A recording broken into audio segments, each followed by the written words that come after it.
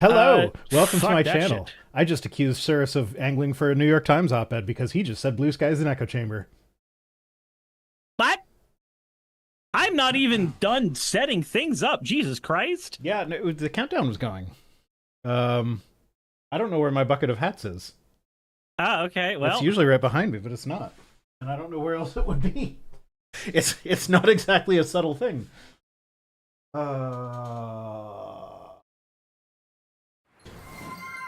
And of course you would, Jassa. Fuck you. Fuck you.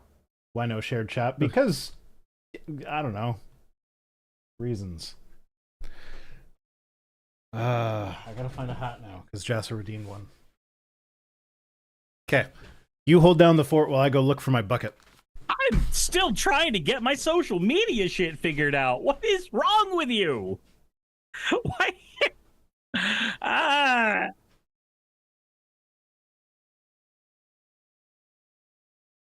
I am also running into the problem. Let's see here. Art by Pernia. Man, that is unfortunate. Live at it's. I didn't entertain shit. First hat is Rhino onesie hat. Yeah, unfortunately, I was in the process of getting social media stuff set up, so my brain was not ready to entertain people. I mean, you joined the Zoom call at like 1 minute to 8:30. I was taking a shit. I'm sorry.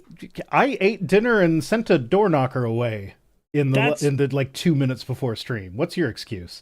My excuse was I was out in downtown Dallas shooting video for a representative who's running against Marjorie Taylor Greene. No, your excuse is I was on mind-alteringly large amounts of painkillers.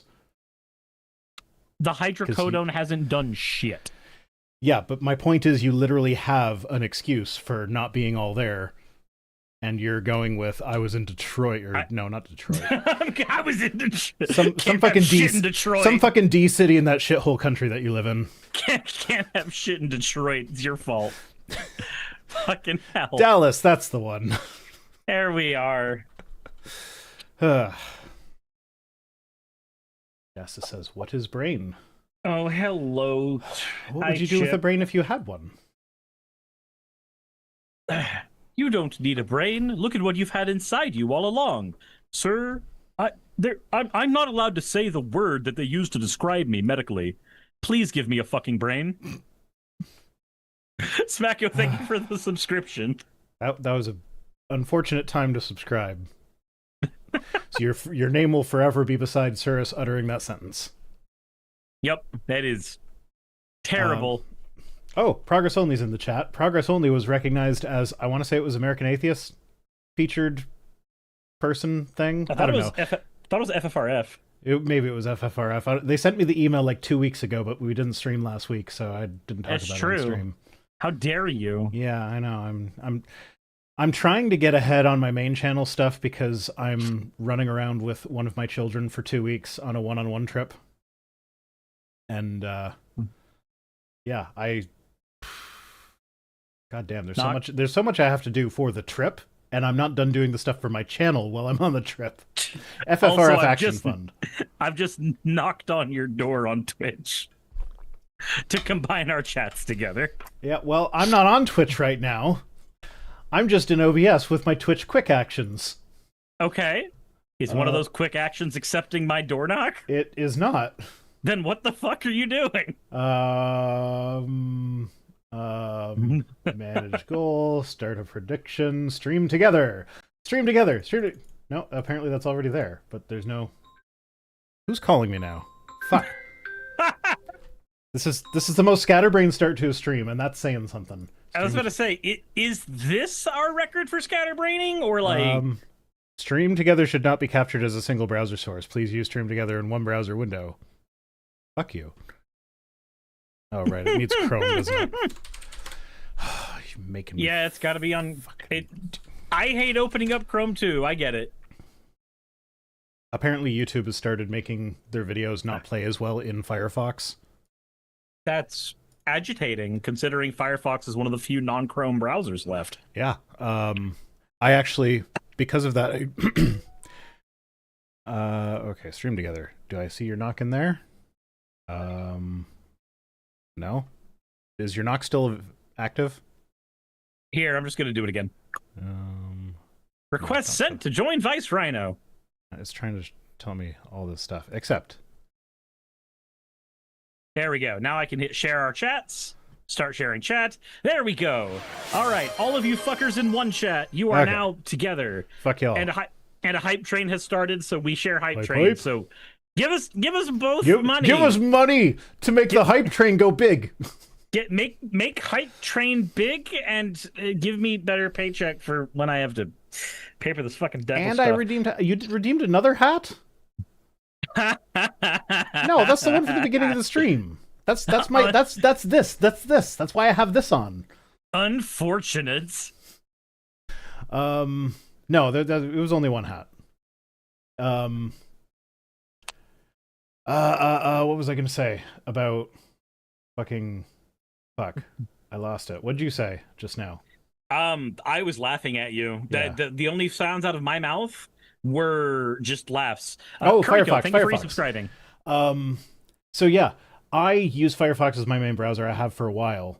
And YouTube does this thing. I don't know if you experience this, but when you're like trying to add cards to a video, its embedded video player in the card manager is so fucking janky. Like it does not play videos. You have to like play, pause, like pause it and play it like rapidly over and over again, and then maybe it'll play, maybe it won't play. If you let it wait for 5 minutes, maybe it'll play then. I don't know. It's so fucking annoying because I try to put my cards in for when the graphic that I have in the video is saying that there's a card. I try to match that, and it's so frustrating trying to do that because it doesn't. And so when I heard that they make their video playback not work as well in Firefox, I'm like, oh, maybe it'll work better in Chrome. Nope, it's just as bad in Chrome. Yeah, it turns out when you actively de-optimize how your video works, there's a cascading effect where not everything works as well. This is, enshittification, right? Like, you know the entire concept of that, correct? Enshittification? Yes. Yes. Okay, cool. For people in chat who may not know, I'm going to use this opportunity to go on a fucking rant about it for a second. Enshittification is the process by which you make a service or software or anything worse for the end user, worse for the client. Clueless Expert, thank you very much for gifting out 5 community subs. Because by making it worse, you increase your profits. So, if you can corner the market on browsers by actively making all of your services, which are used by everybody unilaterally, YouTube is the monopoly on video sharing, period. Mm-hmm. If you can make that service worse for people in various ways so that they are more likely to use the services that are still under your umbrella, Chrome is a Google product, YouTube is a Google product, you increase your profits by making the end user experience worse. There's a bunch of instances where this happens. For instance, if your phone starts working worse after an update that is supposed to improve performance, and you are now more likely to buy a new phone, that is a combination of planned obsolescence and enshittification. Yay! Yeah, well, capitalism, everybody. It makes things better. My thing with YouTube's card manager not working properly is that, like, your whole shtick, the only thing anybody goes to YouTube for is to watch videos. Their whole thing is to have videos play. Why can they not make the video play in that one scenario? That's all I want. Let me play the video. Scott says that's more replicative fading caused by enshittification. Yeah, so enshittification, technically speaking, is... oh god, it's been a long time since I've read it, but like there is a specific use case. It's... So it would be more along the lines of like how algorithms make things worse because they like it rewards interaction rather than quality, which makes things worse for the people involved. So like you're more likely to react to the low quality anger inducing bullshit.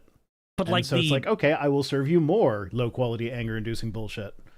But the actual word describes and looking it up directly, the phenomenon where online platforms and services gradually degrade in quality over time, often prioritizing profit over user experience. I would argue that the pattern I described is exactly that.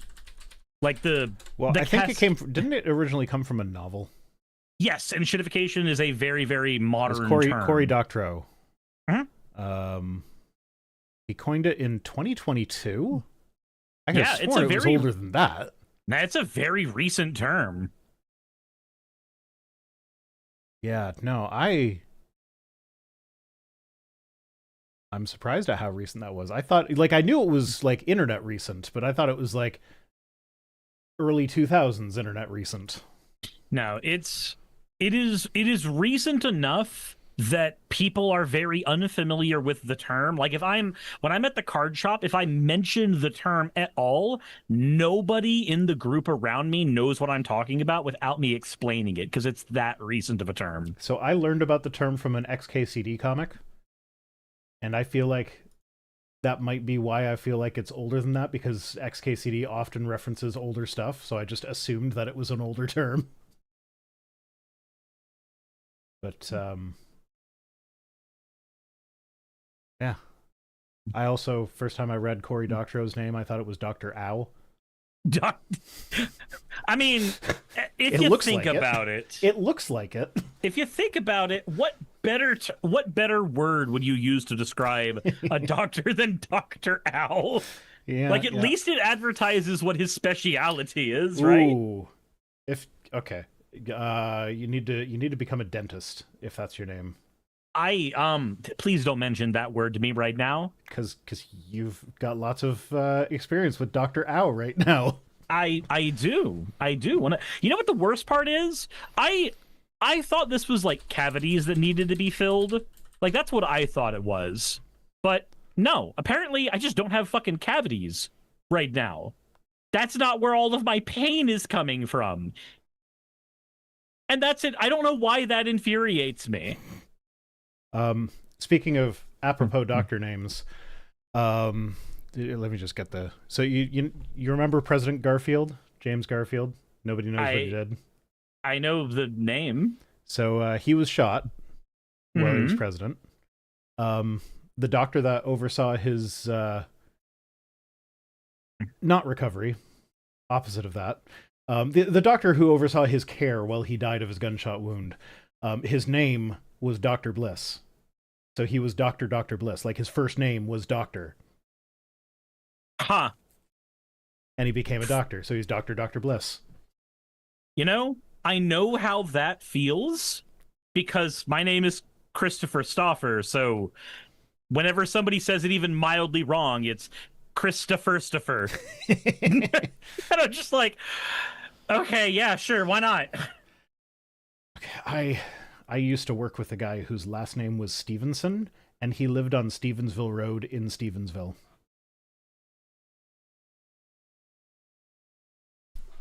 So Asa says, I heard about this on a podcast. I think the Well, There's Your Problem podcast. Heard about what? Are we talking about enshittification? Are we talking about Dr. Dr. Bliss. Well, I heard about Dr. Bliss on the Citation Needed podcast. Because, like, who the fuck knows anything about James fucking Garfield? Like, isn't that an orange cat guy who likes lasagna?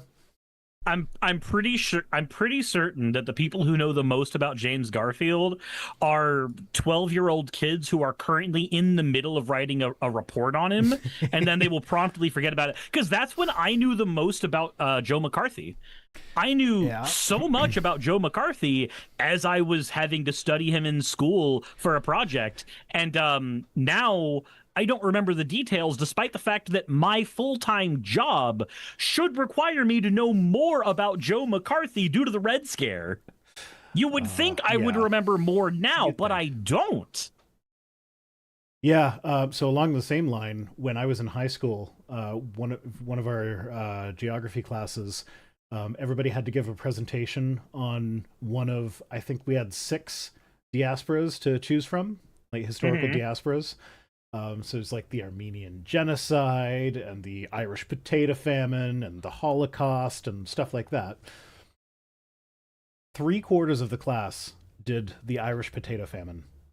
Do you know Okay. how many times I heard over the course of 1 week that an Irishman could eat 15 full potatoes in a single sitting? And the most infuriating part of that is that as an adult who has learned more about the Irish potato famine since then, not a single one of the reports mentioned that Ireland was not having a general famine. There was just a potato blight, but the English landlords who owned all the land were like, no, you are not allowed to eat all this food that you're growing. You have to send that to England so we can sell it. It's almost like So- you're less likely to talk about the fact that the problem is capitalism, actually. Yeah. Capitalism and colonialism was the problem. So it's like the reason they ate potatoes was not because Irish people love potatoes. It was because potatoes grow very densely in very small amounts of land, and they were only given like, this is the land that you have to subsist off of. If you can't grow your food here, you just starve. Yep, and at that point, your only options are potatoes, onions, and garlic. Or which is or hunting the deer that were everywhere, but if you got caught hunting one, you were executed. It's one of the reasons why in so I'm not sure if you ever watched the channel Townsend and Son. I think so. Is that the guy that like does everything old-timey? Yes, old-timey cooking, old-timey building. Yeah. Mostly it's cooking these days. So there's a reason that so many of the recipes featured on that channel are some combination of salted it's meat, hardship food. potatoes, and onions. Yeah. And garlic, like a fuck ton of garlic. Yeah. Yeah, you know, a lot of it's actually really amusing how much, like, I've worked in fancy restaurants, and there's so much food that they serve in fancy restaurants that, like, this was a hardship food. This was something that, like, nettle soup. You can make a soup out of nettles. You don't eat nettles when everything's going well for you. Bubble and Squeak, which is basically you eat nettles like, when you're a fan of salad fingers. I'm not a fan of salad fingers. I know what it is. I've seen like one or two of them, and I'm just don't like, nope. like when he puts the No. nettles on his teat. I do not like anything about salad fingers. The salad fingers lore is wild. I don't want to know anything about salad fingers lore. All right, chat, you heard him. Anyway. No. Forest Friend says onions and garlic are the greatest aromatics combination. So I agree with you. I agree with you 100%. However, the Holy Trinity is also really good. Carrots, celery, and onion. Like the Holy Trinity is also really fantastic. No, celery's pointless. It tastes like nothing. I disagree when you're using it in some cooking. I also don't like cooked carrots. Like, I'll eat them, I just don't care for, unless it's like honey garlic glazed cooked carrots. That's good, but it's the honey and the garlic that are doing the heavy lifting at that there. point the garlic the carrot is more of a French fry. Yes. Its job is just to ferry the honey and garlic to your mouth. Okay, no, I disagree with that. So French fries, I eat my French fries with just some salt. Just a little bit of salt. Because I like French fries. Why would I drown them in ketchup? Ketchup is gross. I do like. Okay, but what about malt vinegar? Malt vinegar is also kind of gross. It's Really? Malt vinegar is an ingredient to use in other things. It is not a taste that I want on its own. Yeah, see, me and Saki went to Cheeseburger Bobby's yesterday, and I did season my fries in like Creole and pepper and ranch, but I also dipped them in malt vinegar. Duct tape Jake, that is the perfect description of eating celery. It's eating water with hair in it. See, I think more people should try raw celery. Raw celery with peanut butter and raisins is good. Raw celery with peanut butter is good, but also raw celery with that's sprinkled with dried ranch is also really good. Like powdered ranch goes really good on celery. Ketchup is too gross. The only reason ketchup chips are good is because they don't actually taste like ketchup. Ketchup is fantastic. No. So a great thing to have for fried fish is you take ketchup, Tabasco sauce, and freshly ground black pepper and mix them all together. Just like one part ketchup, so you one make a part barbecue Tabasco. sauce. where ketchup is an ingredient. Yes. Yeah, so that's no longer ketchup, that is now a barbecue sauce. Barbecue sauce is superior to ketchup. Always. Even when, like, ketchup is often an ingredient in barbecue sauce. Steel Jules, thank you for the follow. But barbecue sauce is good. Ketchup is not. Ketchup, like malt vinegar, is an ingredient. I think I can agree with that because looking back at it, the only times that I actually have ketchup are either Whataburger's spicy ketchup, which is a ketchup jalapeno blend, and then using it as an ingredient to make other sauces. I don't trust white people restaurants when they call things spicy. It's not. It's not the spicy ketchup is not spicy. I've been disappointed so many times, like so many times. Like there's an Italian restaurant in my town here that makes really, really good chicken wings. Mm-hmm. But if it like they're mild, I don't know what the difference is between their medium and their mild, because like normally, like I have a good spice tolerance, but I prefer medium amounts of spice. I like to feel a little bit of a kick, but I still like to be able to taste my food. I could do suicide wings if I wanted to, but I don't want to.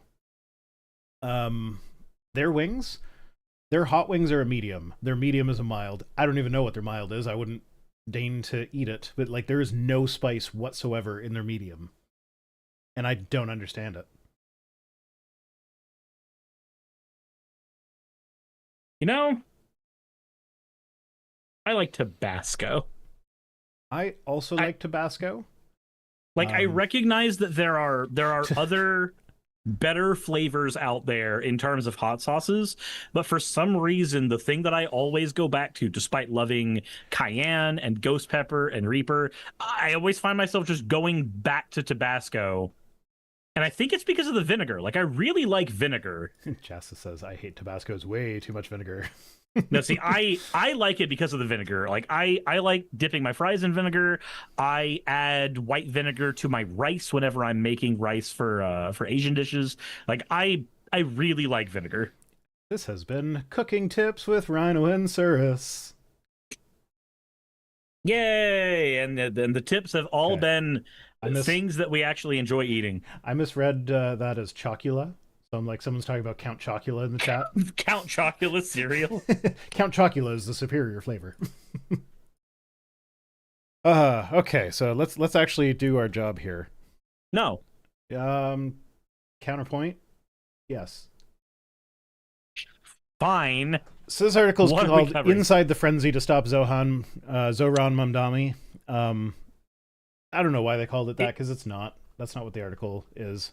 But so if you're not aware, Zoran Mandami, he won the Democrat nomination for mayor in New York City, and the establishment Dems are freaking out about it because he calls himself a Democrat socialist. He's not just like, it's not other people calling him that. He actually adopted that label himself. And he's young and he's popular, and that scares establishment Democrats. Seeing Charlie Kirk wig out about this has been fucking great. Everybody's been wigging out about it. So a surreal experience for me was going to the gym, and when you go to the Planet Fitness gym, there's always like 20 TVs on at all times because you're able to plug into the TV you want to watch. Nobody does that because everybody has phones, but whatever. So I have a Planet Fitness membership, and I have seen their 20 TVs, but I did not know that was an option. Yeah, there's a reason that they're numbered. It's so you can tune into the audio for them. But at the Planet Fitness that I'll go to, there's a couple TVs that play Fox News, a couple that play CNN, a couple that play MSNBC, and then everything else is playing like reruns of Seinfeld and Friends and just random shit. So the most surreal thing to me was me and Saki were doing the steps at the gym, and I just pointed at the Fox News TV and went, "Hey, hun, they're running a story against Zoran Mandami." And then I pointed to the CNN TV and said, "Hey, hun, they're running a story at the exact same time against Zoran Mandami." Like, just watching the, quote, left news network, the one that is considered radical by people who don't understand anything about politics but still speak very loudly. Apparently Trump has been threatening to deport him. Not just Trump. Not just, I mean, I obviously know not he's the just one Trump, who has. he's the one that matters. So. He is the one that matters. But no, one of my things that I'm going to be running, or one of my things I'm going to be talking about today, is the effort to deport him. The fact that Caroline Leavitt has indicated that the administration is open to denaturalizing him and then deporting him as a result. Trump saying that he's a communist and he's going to look into getting him out of the country. Like it's kind of insane that all of this is happening at all. Just as CNN is conservative. Technically, I want to agree with you. It's more liberal than it is conservative. Slightly left of center. Yeah, like they are conservative by the definition that there is a status quo they are trying to maintain, and that is at the heart of both liberalism on paper and conservatism on paper. Clueless expert. Yes, slightly left of what Americans call center, which is the right. Yeah. So they interviewed various people that voted for him. This person says it took someone who openly calls himself a democratic socialist to motivate people like me. We're not going to vote for the party of billionaires, for the people shitting on us every day. We want someone who actually speaks for us, and he does. And I don't know how much of his campaign you've seen. I didn't see a whole lot. But from what I did see, I know about the walk through the 5 boroughs. That got a lot of attention. I don't even know what that's referring to. But I saw stuff like in the debate, they were asking all the people that want to be mayor of New York City, what foreign country would you visit first as mayor? And everybody's saying Israel or Ukraine. And it gets to Zoran, and he's just like, what do you mean? I'm the mayor of New York. I'd stay in New York. I'm not an international politician. I'm mayor of New York. My job do is my to job New in New Yorkers. York. Thank you for the hat redeem, Liz Chris. See, I went to a Pride event the other day and I forgot my World's Okayest Bisexual hat. How dare you?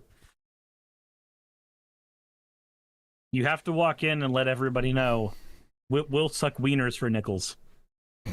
I thought of a fun way to explain my sexuality. Okay. So, for those of you who aren't aware, I am straight-leaning pansexual, which, to explain that in the new way that I just thought of, it's really dumb, but it makes me giggle, when given the choice, I will always choose Taco Tuesday over Oktoberfest, but if I'm already at Oktoberfest, I'm going to have some fun.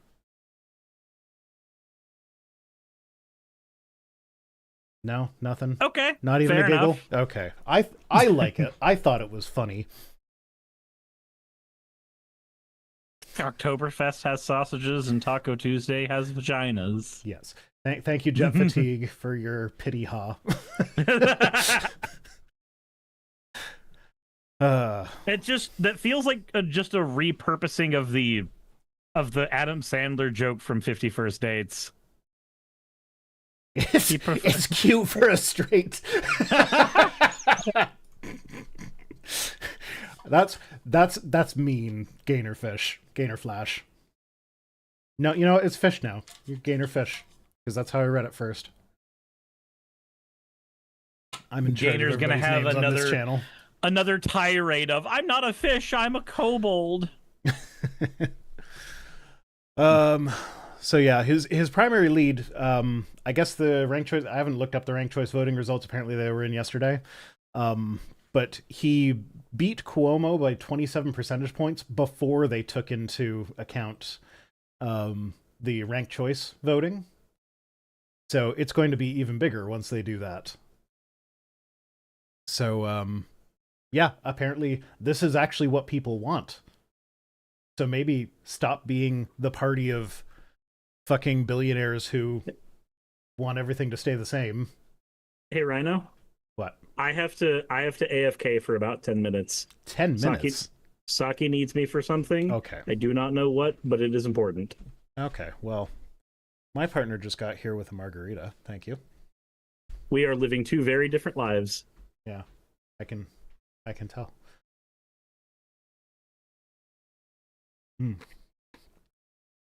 Maybe The crunchy ice was maybe not the best choice of drink.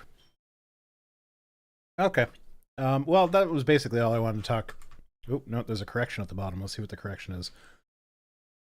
Correction, a previous version of the story said David Geffner's home was on park. Oh, who fucking cares? Okay. So yeah, we'll take a break from news stuff while Cirrus does whatever Cirrus is doing. Gee, what do I do with you guys when I'm alone? I don't know what to do with you when we're all alone. My cat girlfriend isn't watching right now, so what do you guys want to do? We're all alone.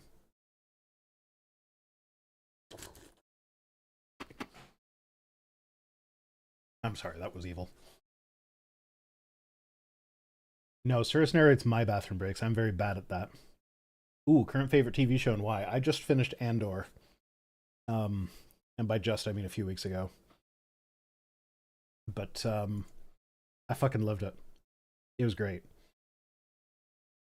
Yeah, very, very relevant to today. Which it's actually kind of neat that they started making it before Trump's second term began. Well, they finished it before Trump's second term began. And it was just like the playbook for how he was doing stuff.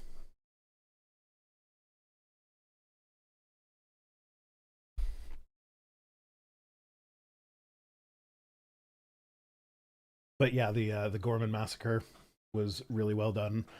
I really like the way they handled like the characterizations of the people and how they developed their characters, and how it kind of showed how like ordinary people can kind of unintentionally get caught up in the authoritarian stuff. It really, really good. The character of Cyril was just, he's one of my least favorite things.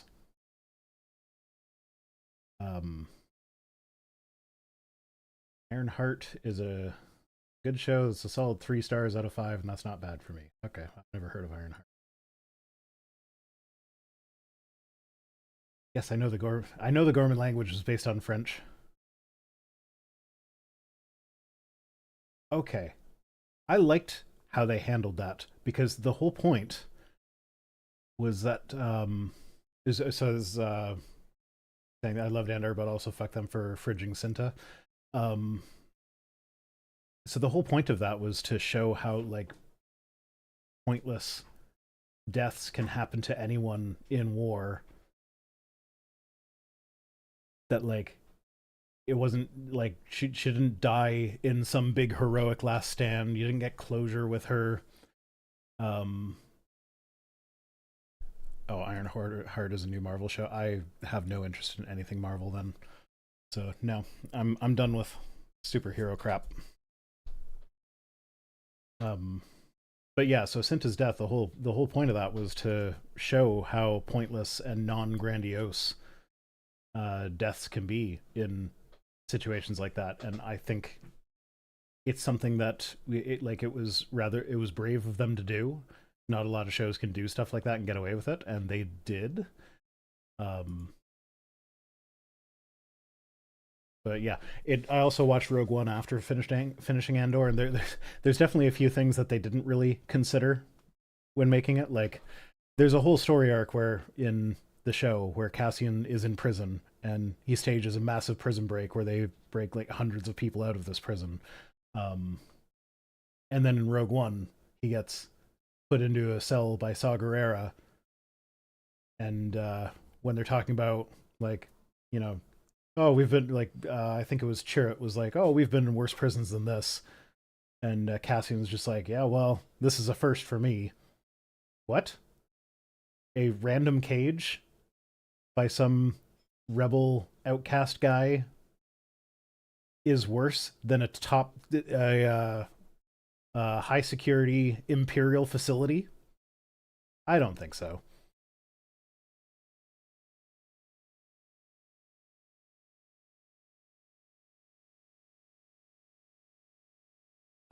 As someone who hasn't seen it, was the death about her though, or was it in service to the character development of a man? Well, she and I forget the other character's name. red hair lady. They were in a relationship together, so if anything, it didn't serve her character development, but it showed some character development, because in season 1, that character would have just like murdered the person who, like, she was shot accidentally, and the whole thing was like, you knew something was going to happen, because in the episode they made a very big deal about like, nobody has a gun except for me and Cinta, and somebody snuck a gun out, and it was like that was very widely telegraphed. That was not a surprise at all. But then they killed Cinta with it. Like, I expected that it was going to be like, oh, I accidentally killed this Imperial guy, and now it's escalated the situation beyond what they were prepared for. But no, they just killed one of their own accidentally. Yeah, so season 1 character would have just shot the guy that that brought the gun. But this one, it showed her character development in the sense that, like, she sat down with him and was like, she was still very cold about it. She was very much like, you are, like, the guy that killed her was very much like, you are going to carry this with you for the rest of your life. So, like, the worst thing I can do to you is not kill you and make you live with that guilt. So, like, that did show how her character changed over there. And the thing with Cinta's death that gives me the ick is that it smells suspiciously like the bury your gays trope, and that's a bad trope. Yeah, it does. And there weren't really other gay characters. But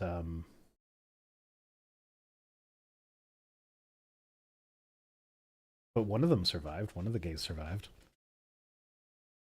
And may have even been setting up for a future relationship with what's her face? I'm sorry, I'm really bad with the names of these characters.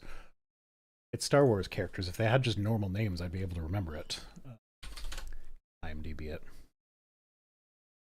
Andor. Boop. Dun dun dun.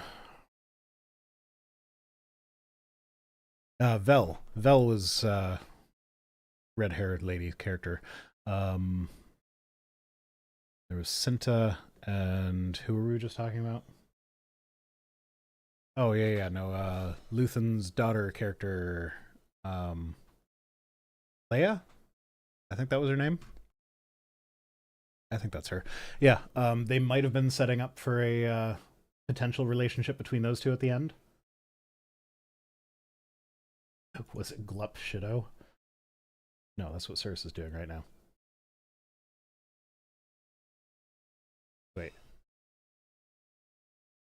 Wait a minute. Glup Shido is showing up in both chats now. Is Glup Shido a real character? Oh no. What are you guys? Oh, it's a fake name used online to refer to returning characters from the Star Wars extended universe and in newer mainstream Star Wars media, which are known and praised by hardcore fans, but unknown to the more general audience. Okay. Yeah.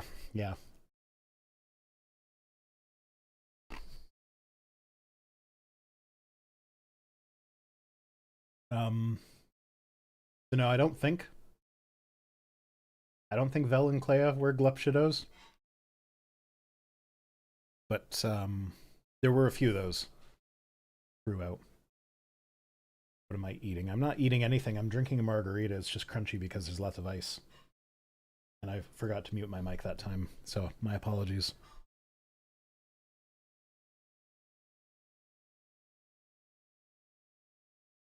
There. Was that better?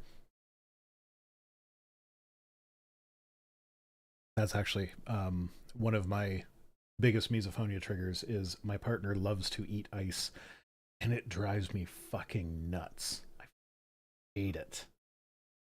Only time I've ever wanted to punch her in the face. Wouldn't actually do that.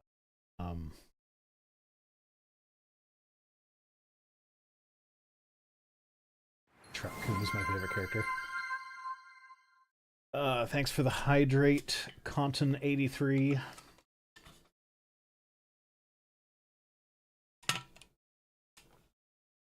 Yeah, you know what? We can do. I've got a lot of news stories to get through, so we can do a news. We can do a news without a Saurus. Where's my button? Besides which, if we need Saurus's input, I got it right here. Oh whoa. Oh whoa. So Elon Musk is vowing to start a new political party after his feud with Trump. So he's been saying that if the big beautiful bill passes, he is going to start a third party that he's dubbed the American Party or the America Party. And he's been ramping up his feud with Trump again, and it's one of those things where I have mixed feelings about it. Sometimes it's funny, sometimes it's sad. Do we have a Cirrus back? Oh, whoa. Stop! Why? Fuck! I just get back and all I hear... No, never mind. I'm leaving again. Back. No, off. That was your voice while you were gone. I would ask you questions and you would answer with... Oh, whoa. You're getting a vigorous spanking because you've been a bad girl. Why are you like this? I just am. I prefer when you're not. Well, I was going to try and get through this news item without you, but since you're back, we'll start over. Okay. Sure, why not? We mostly talked about Star Wars while you were gone. You know what? I am A-okay with Star Wars. Wait, I wasn't there for the Star Wars conversation. God damn it. I'm not going to start again. Let me engage in my fixations. No ADHD! No ADHD! No! Oh! Star Wars, good! Elon Musk vows to start a new political party after Trump feud. I don't care why it's harder than it sounds. I just want to talk about his feud with Trump sparking back up. Isn't it funny that he did the whole, like, I apologize for everything I did, and now he's back? And now he's back. Well, I mean, to the best of my knowledge, he hasn't called Trump a pedophile again. I apologize for calling the pedophile a pedophile. Yeah. Jesus, clueless expert, thank you for the $100 tip. Oh, that makes me do it. Oh, well. Yay. Twilight Oh, no. Osiris being a bad girl. I have to put on a hat for Conton 83. Yeah, I mean, Cirrus is a bad girl, but also... Everything's computer. Everything is computer. You're right. Everything is computer. So Trump, Musk, same thing, same person, different views on the budget. So Musk says if this insane spending bill passes, the America Party will be formed the next day. Our country needs an alternative to the Democrat-Republican uniparty so that the people actually have a voice. I have mixed feelings about this. Because, like, what position does the American, like, is it just to have another party, or is there going to be some actual, like, principles that they stand on politically that matter? I feel like it's going to be an alt-Republican party. Yay, we get Republican light. Hooray! Yeah, so this is where my mixed feelings come in, because on the one hand, I am against two-party system. Y'all need more parties. Like, even Canada, which has more parties, is effectively a two-party system. I disagree that he's talking about the Democrat-Republican uniparty. There are very clear differences between the party. One is very obviously not as bad as the other one. Notice that I said not as bad, though. It's not good. I don't want to give credence to the people that do the two parties are the same shit, because they're not. But, like, the Zoran stuff that's been happening has made me lean a little further into the y'all serve the same goddamn masters at the very least. Did you see Chuck Schumer's reaction to the big beautiful bill? Stupid fucking name, by the way. I fucking hate that is, like, a thing that journalists have to talk about seriously now. Well, they... apparently Schumer got the name Big Beautiful Bill struck from lines 3 through 5 or some shit, and then it still has the name, and he's patting himself on the back about it. No, I don't care about that shit, but did you see his reaction to it passing? No, I didn't. It basically amounted to, good, now a lot of people are gonna hurt, and they know it's Republican, so we'll win more elections. That's just cruelty. That's ghoulish. Like there's no world where that behavior is okay. Like, okay, so back when I was a much younger, more stupid kid, if I suffered a breakup, the first thing I would hope is that the person that I was broken up with ended up in a bad relationship so that they would think back on me and go think how good they had it. And like, I realize several years divorced from the fact, well over a decade divorced from that is one of the most toxic mindsets one can possibly have. And that's all Chuck Schumer is doing here. So Voidolite Singularis says, I don't want a BBB, I want a BBW. Amen, brother. I don't want a big, beautiful bill. But if that's her name, I'm not going to complain. Hey, if it's Oktoberfest, I'll take a big, beautiful bill.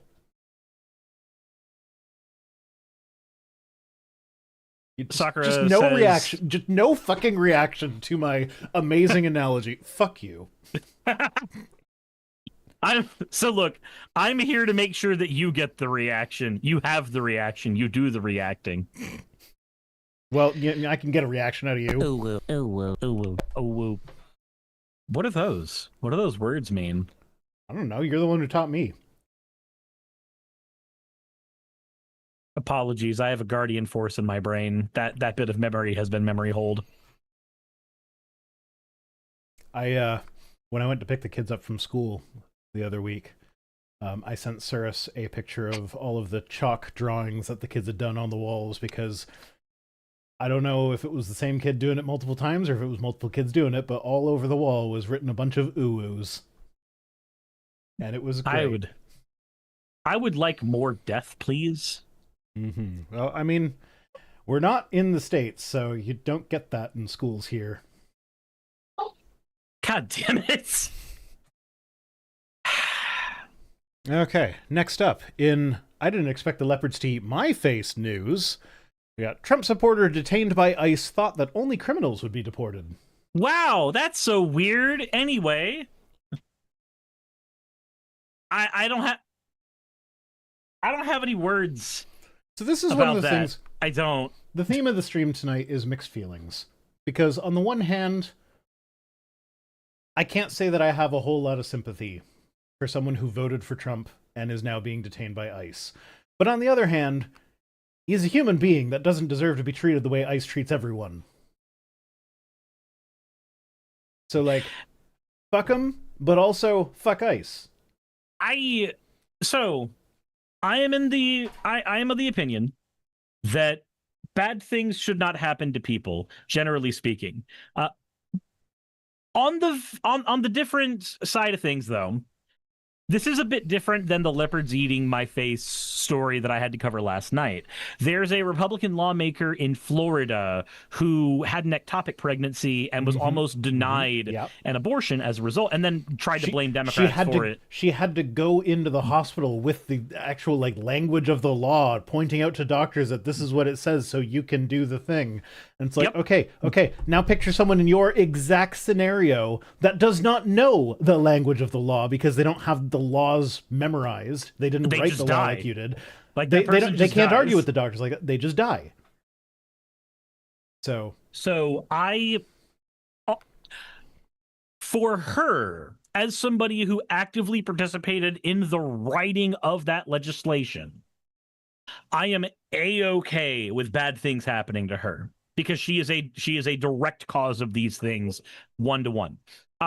However, when it's just somebody who's a Trump supporter, so just any conservative who voted for them, I am less likely to withhold my sympathy, because at that point you're dealing with an average voter who can be misled. There's a difference between a voter who can be misled and a lawmaker whose job it is to understand these things top to bottom, and therefore the egg's only on their face when they, quote, get misled or when they mislead other people.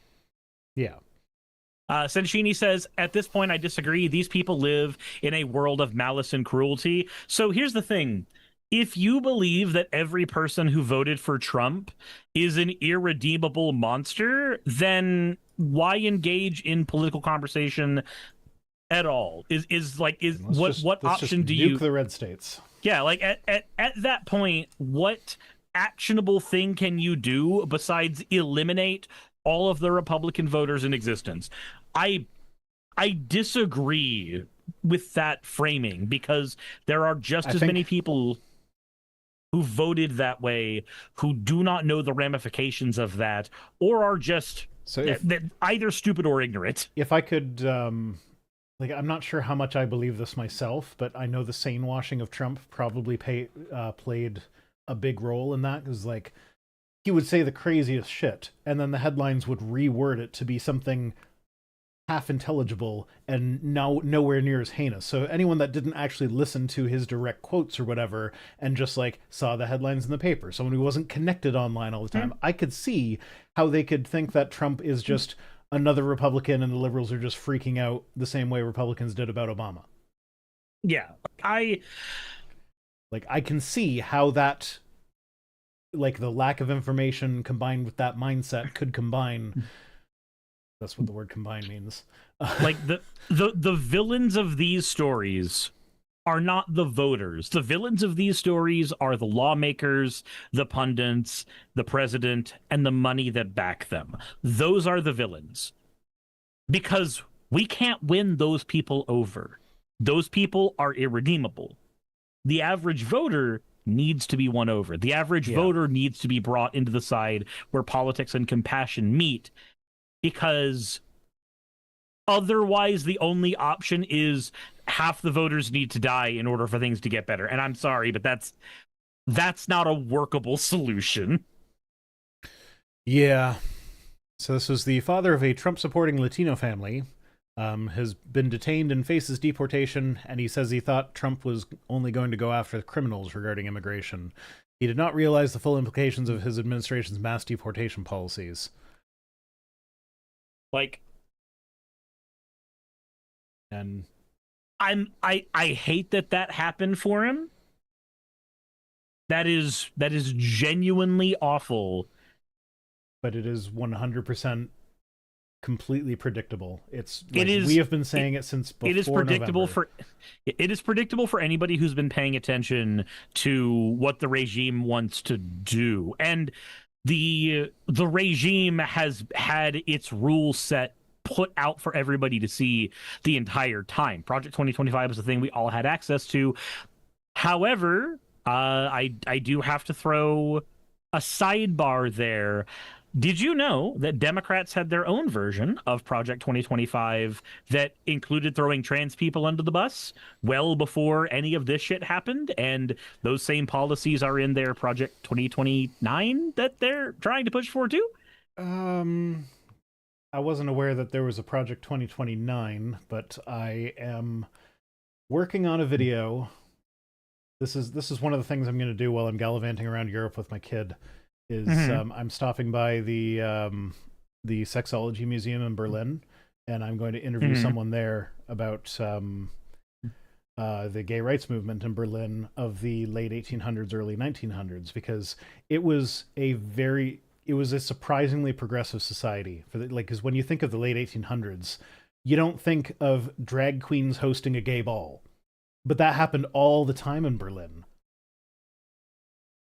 And like, sodomy was illegal, but gay association was not illegal, and the difficulty in enforcing the anti-sodomy statutes and actually getting convictions under it basically created an environment where law enforcement tolerated a bunch of known gay establishments and would even like give tours to people. So like the police would go to the gay ball with like whoever wanted to see the gay scene and like introduce them to the prominent gay people that were there. And like the police were not doing it like out of the goodness of their hearts. It was more like they've switched their focus to blackmail. So like prostitutes would like blackmail rich people to say like, oh well, he violated the anti-sodomy statute with me, and if you don't pay me, I'm gonna report that to the police. And so the police were mostly focused on blackmail rather than, and like they would actually focus against like the people who were doing the blackmail. Whatever. It's a complicated thing. I'm doing a whole video on it. Okay. But like, And but that's the tie-in is gonna, like, when tying it into the modern times is how, you know, the gay rights movement in Berlin kind of they kind of sidled up to the Nazis, a lot of them, and the leopards ate their goddamn faces immediately. But don't worry, LGB without the T will work. It's a winning strategy. We promise something. By the way, if you want to look up, and if anybody in the audience wants to look up what I'm talking about, the publication is going to be called A Journal of Ideas, and it's going to be released in quarterly statements or quarterly installments over the next 2 years. So keep an eye on that, because I'm going to ask you to send me a link because I'm going to forget that by the end of the absolutely understandable. But we need to keep as close an eye on the Democratic Party as we have to on the Republican Party when we have people like Chuck Schumer who are willing to throw trans people under the bus, and when we have trans representatives like Sarah McBride who are willing to do the throw whole themselves under the bus. Yeah, maybe society wasn't ready for the transes. On the bright side, she has been doing good work against the big beautiful bill, getting the anti-trans statements ripped out of the versions that she's able to affect. So she is still doing good work, but I'm also going to throw my criticisms where I think they're valid. Jassa says, I'm excited for this vid. I am too. It's coming along slowly, though. So, like, I've been working on this since January. I'm not going to promise anything like this. I'm working on it at H-Bomber levels of speed. Clueless Expert says, maybe society isn't ready for me to go to the right bathroom. Counterpoint, piss queen. Speaking of which, I don't think we really need to spend more time on this Florida thing, except to mention that whenever somebody talks about alligator Alcatraz, just switch it out for alligator Auschwitz, because that's what it is. So there was there's a profile called Democratic Activists on Blue Sky. And I feel like I've been kind of mean to them because they do a lot of were they the ones that were like, on the 4th of July, we're all going to do nothing? They're the ones that did that. And I just, I responded to that going, so the plan is to do nothing? How does that help? And they did respond to me saying that actually there's going to be some other protests people can do as well. Thanks and for that's the hat, good. Forest Wren. But there was another post from them a while back where they showcased the wrapping arms across the country movement from years ago and said, we need one of these again. And I just said, okay, so let me get this straight. A bunch of people wrapped their arms together around the country, creating a giant chain of people, and then did what? Like, what did it do? And she just went, oh, or they just went, oh, it united the country. No, it didn't. What did it do? What did it accomplish? It earned a reference in The Simpsons. That ain't enough. Like, Wrong button. I will not say protests are useless. They're not. But they have to be followed up with some kind of action. The protest itself also cannot be the thing.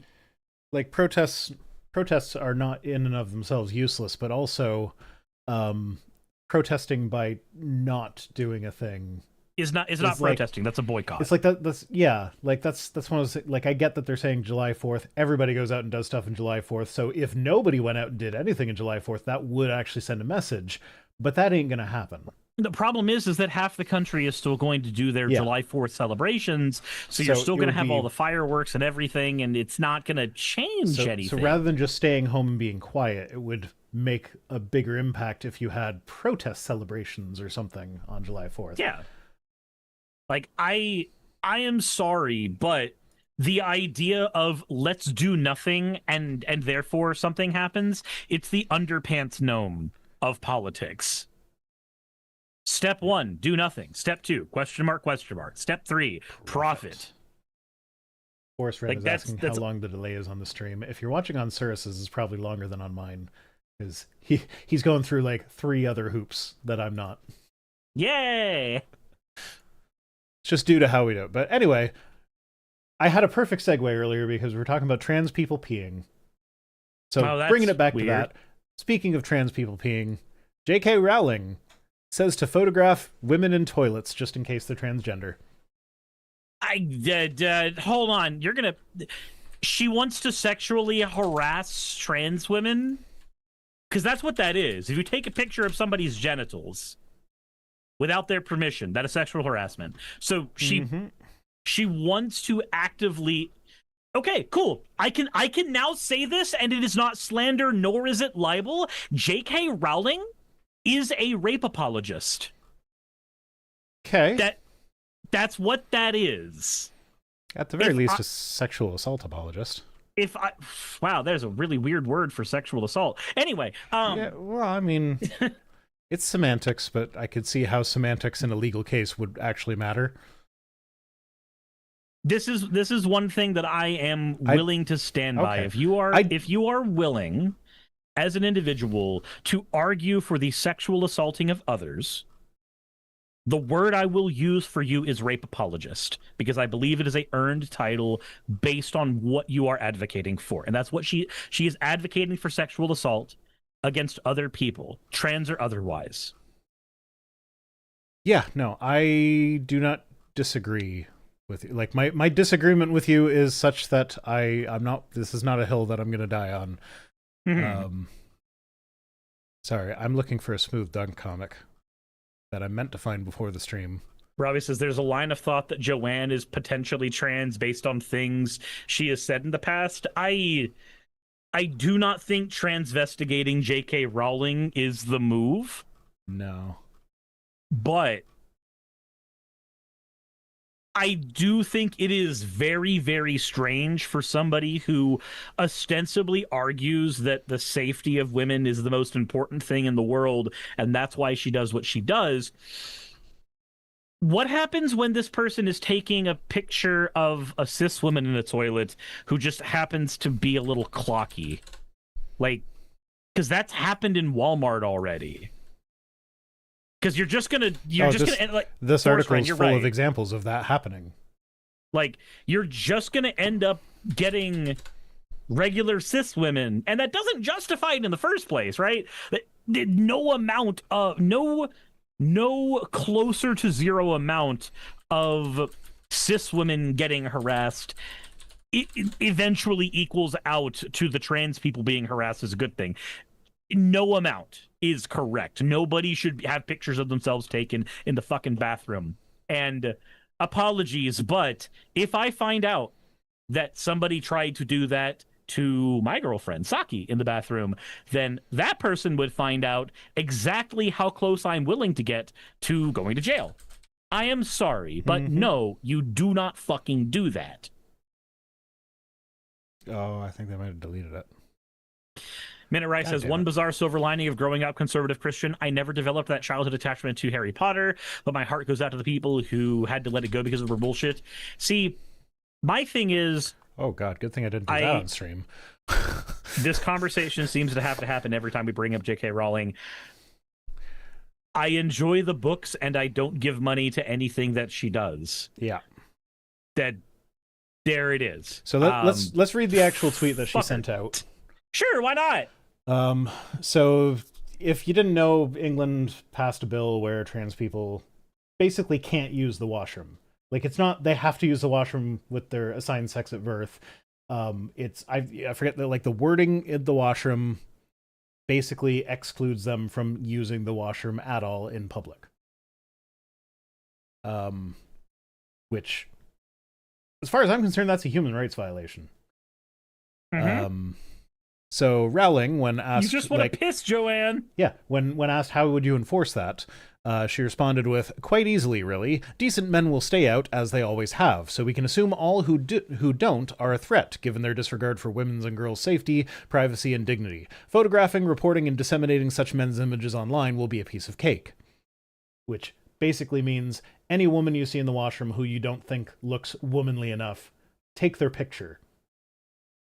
What happens when it's a trans woman who's had bottom surgery? Do you just hit yourself in confusion at that point? I don't know. What? What do you do? What are you supposed to do then? Because then you're going to get people arguing in the fucking comment section of whatever sexual harassment you're trying to do as to whether or not that's a woman. Because despite saying they can always tell, they can't always They tell. can almost never tell. There's a freaking cis guy who made a post about his experiences of going outside wearing a pronoun badge, just saying my pronouns are he, him. That's it. And then suddenly people kept calling him she. He's a cis guy. Doesn't look feminine at all. But simply by doing that, people were just like, "Oh no, you must be a woman masquerading as a man, because only a woman masquerading as a man would put on a pronouns tag." We live in a backwards goddamn clown world. We really do. People are stupid. Yep. Hundo P. Astaroth says, so if even someone who's actually a cis woman looks like they're trans, they'll be caught in the crossfire or even targeted by perverts who claim to suspect her of being trans. Yeah, that thing that's already been happening. So yes. In March, Phoenix cops burst into a woman's restroom to remove a butch lesbian, accusing her of being a man. In January, anti-trans rep Lauren Boebert reportedly told a cis woman in the Capitol restroom, "You shouldn't be here," before storming back into the restroom with her transphobic colleague, only to realize the woman wasn't trans. In November 2022, a cisgender woman harassed another cis woman with short hair in the public restroom of Rampart Casino in Las Vegas, Nevada, because she thought she was trans. In May of 2016, 22-year-old cis woman Amy Toms was called disgusting, flicked off, and escorted out of the bathroom because a woman mistook her for being trans. Flicked off? Like flipping the bird? Like flipping the bird? Like when I hear flick off, I think of like flicking the bean. And that's a very different thing. No, like we used to always call it flicking off when I was a kid. So okay, that's not one that I've heard for that. I figured it out from context, but my initial thought was masturbating. That's a weird item on that list. Masturbating's not weird; it's natural. I'm just picturing one of those like self-hating gay, anti-gay preachers that is actually gay. He's just being sitting like, there going, "You're so disgusting." Guys just in there, God hates it when I touch my wiener. Ugh. God, I can't believe you would let me suck on your penis.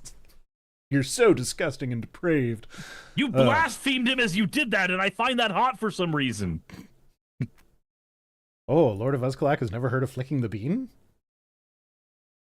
Well, Lord of Osgalek, to be fair, most men haven't found the damn thing, so yeah, I can understand not hearing the expression. It's not hard to find. All you have to, like, do they not look before they touch?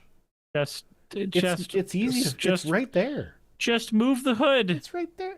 Like, it's like working on a car. Just check under the hood. It's fine. Yeah. Like even if it's still covered in the hood, it's still obvious where the hood is. I don't know. I just don't understand men who haven't found it.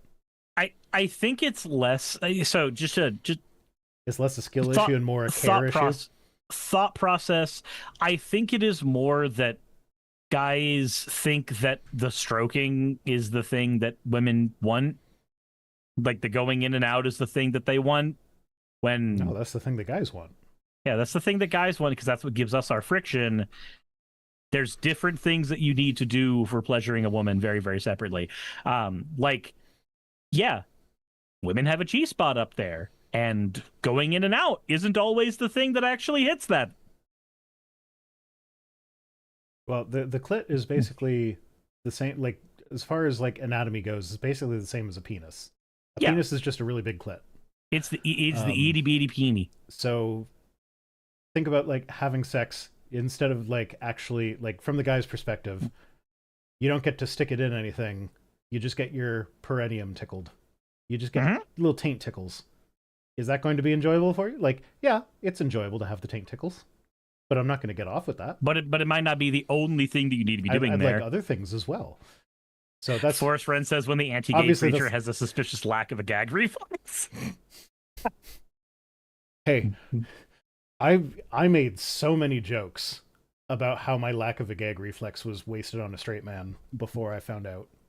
Now it's like, okay, not so wasted anymore. I learned that I can suppress mine. Anyway. Okay.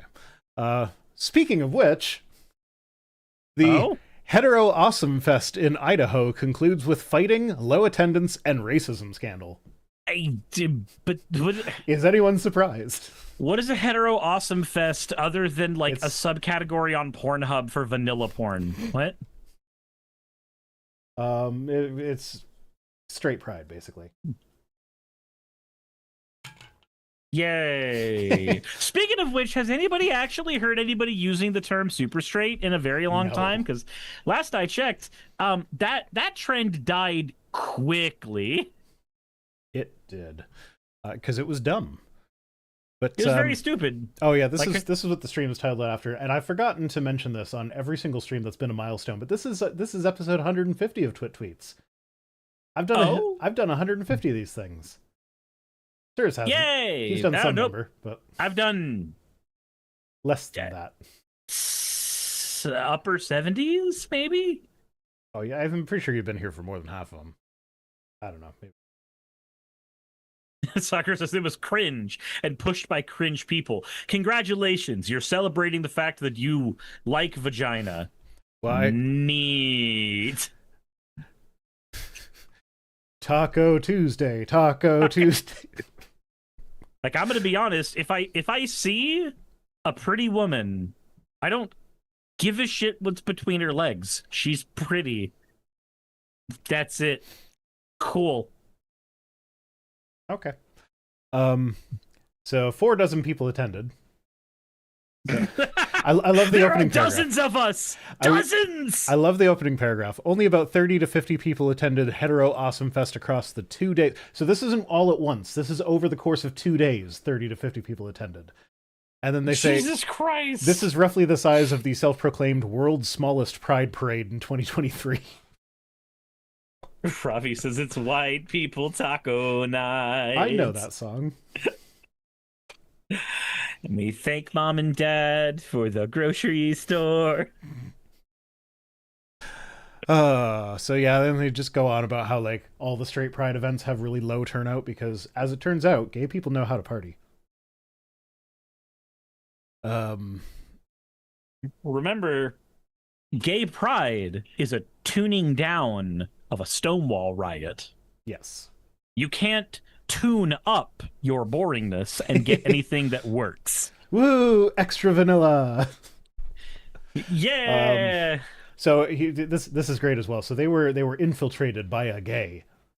Oh no. Maybe not necessarily a gay, but someone who's at least LGBTQ friendly. So a large swath of the few attendees at Hetero Awesome Fest were musician Daniel Hamrick and a group of his friends. So like this is the guy that infiltrated it, and he had a bunch of his friends in the audience. So like that's a good percentage of the attendance was just the people that came to see what he was going to do. Because what he did do is he showed up just dressed in like a flannel plaid shirt, and then he got up on stage and he took off his flannel plaid shirt to reveal a he had a crop top that read "Keep Canyon County Queer."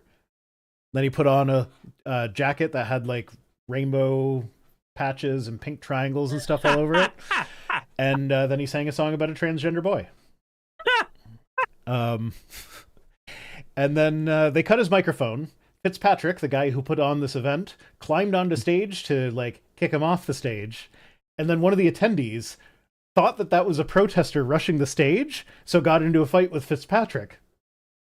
So now it's a straight guy fighting a straight guy because they thought that they were trying to interfere. So like, yeah. The straights hurt themselves in confusion. Yes. Great. It was amazing. And then after it was all over, Fitzpatrick told the news outlet he sang a song with. I picture this guy having a southern accent, even though I think this was Idaho or something. Idaho is just potato south. It says where it is. It's somewhere. One event. Nope. That's okay. Doesn't even say. Who fucking cares? It's some nowhere town. Oh, it's Boise. It's Boise, Idaho. Okay. So yeah, he told the news. He sang a song with lyrics that go against our values. This is yet another example of lies and deception from the pride community. That's what they are, liars and deceivers. They do it to victimize children. It's pathetic and evil. Were there children at this event? Whether or not there were. I saw the video. There were no children. Like, Jesus Christ. And yeah, then one of the podcasters who was covering the event, when talking about how great Boise is, they're saying there's still very good bars around, great food. There's a Basque district. Again, it's clean. There aren't many black people here. But what? Yeah. What? That's the podcast. That's David Riley, co-host of the podcast, which they call the premier American nationalist talk show, which is called The Backlash. So, yeah. There is pretty good around here. Ain't too many of them blacks. I mean, he knows that he wasn't supposed to say it because he had I've seen the clip. He actually it's a separate item and he whispers it into the microphone. He's like, there aren't, like we're doing when we're suggesting that we want to a Supreme Court justice. Yeah. Like he did that, except he actually said it. I still think it's weird that you want to bring the mustard into it, but whatever. I mean, I like mustard though. I can tell. Has to be Dijon. However, the fucking white people at Hellman's lie about their spicy Dijon. I don't think it belongs in that. It doesn't belong in that orifice, though. It adds flavor. Which is adding flavor to which? You decide.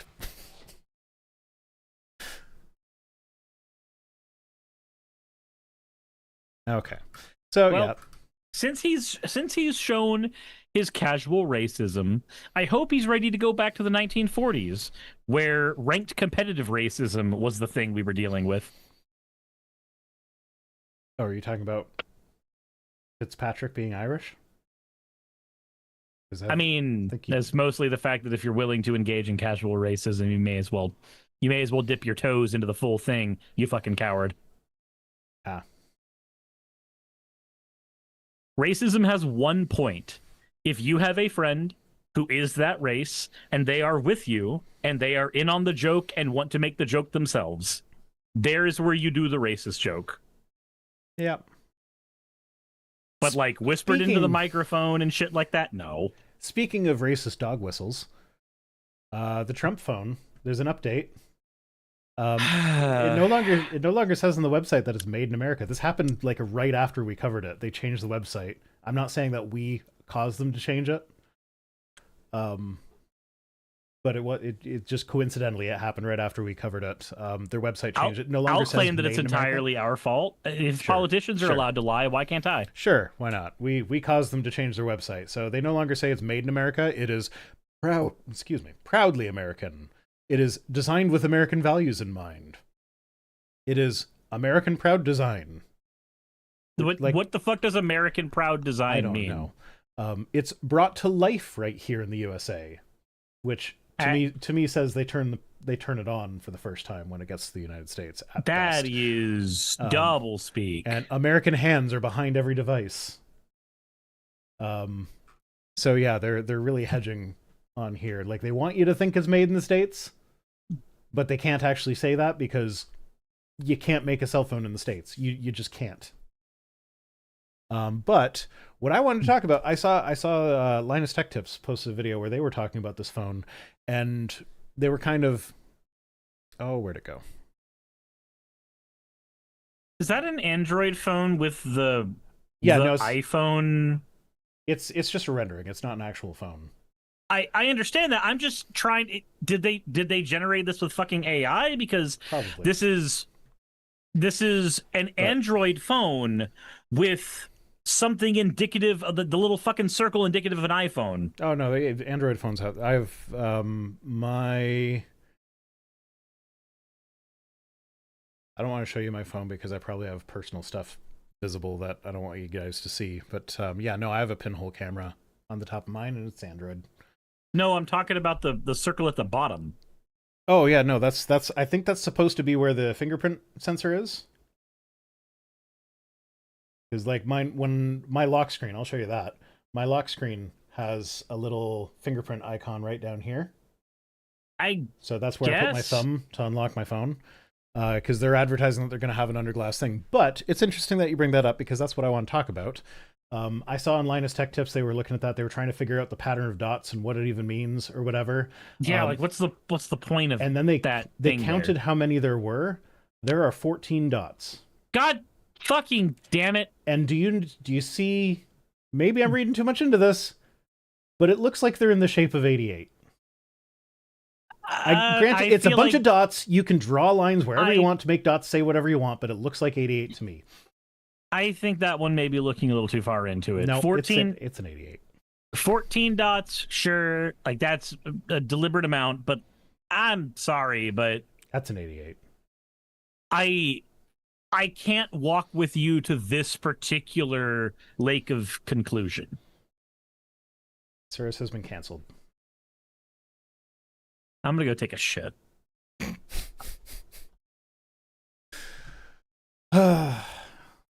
Yeah, well, fine. Don't follow me down my conspiracy rabbit hole. Be that way. I won't. As an ex-Alex Jones fanboy, I've been there already. I'm good.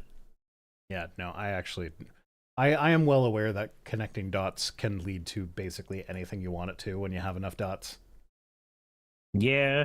But, and look here, it's the horns of Satan, or maybe it's Nicol Bolas from Magic the Gathering. Fuck if I know. Yep.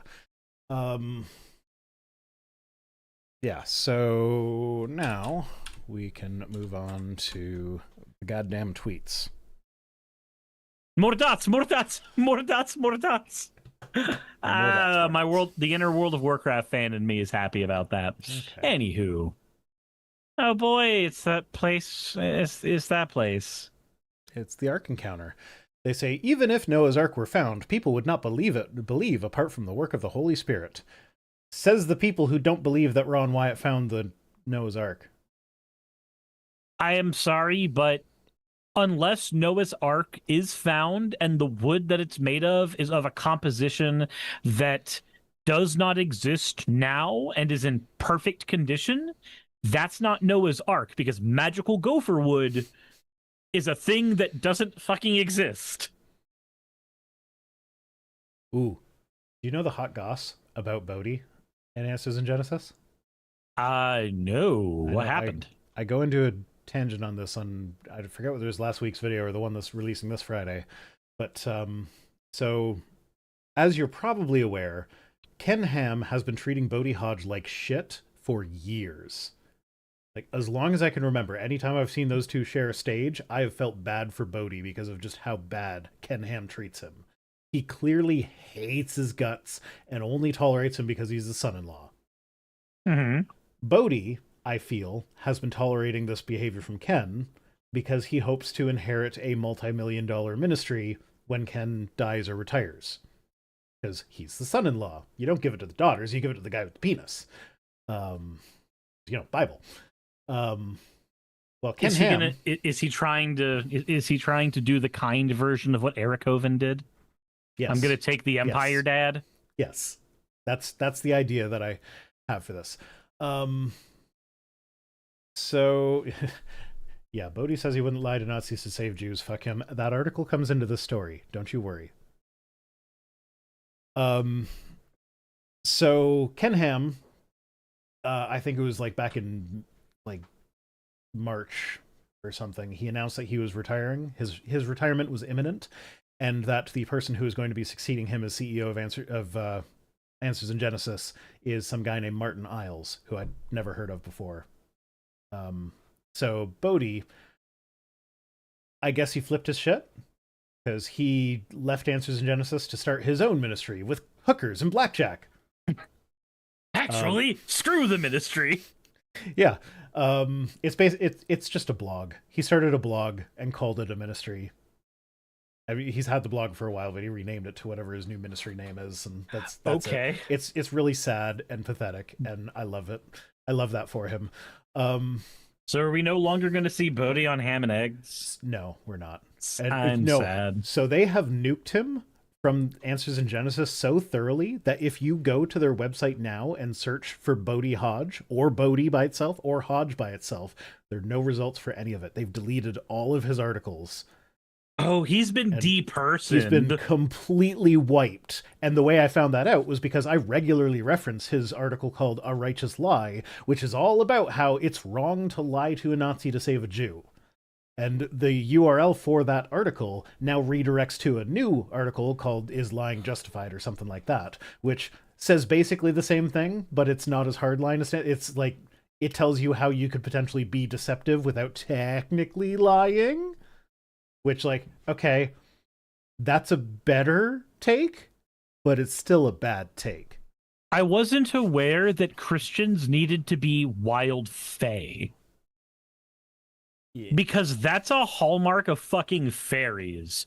We can't lie to you, but we are able to deceive you by the letter of our words, because we honor the letter of our words and never the spirit of our words, which feels, again, that feels a little more pagan than it does Christian. Well, just saying. That's the thing. I reference that article every time I catch them in a lie, which is every time I respond to them. So, but yeah, no, that's not where it ends, though, because Martin Iles, the guy that was going to replace Ken Ham as CEO, he left Answers in Genesis to start his own ministry with blackjack and hookers. And however, he left on good terms, apparently, because you can still find him on the Answers in Genesis website. He's still got a biography. He's still got articles that he's written. Is it, so, like, do you think maybe, because for years now, there's been conversations about the fact that the Ark Encounter and shit are literally afloat financially because of tax reasons. They don't actually make enough money to be sustainable. Do you think it's that he understood what kind of a financial hole he was about to be in and that just, like, dipped out? I don't think so. Okay. Because anytime they do fundraising, they raise like tens of millions of dollars, and they do it like once a year. And like, yeah, I know the gigantic boat is probably a money sink, and the Creation Museum. It's not the only thing that would sink. Yeah, absolutely. I feel like the Creation Museum probably, I could see it breaking even.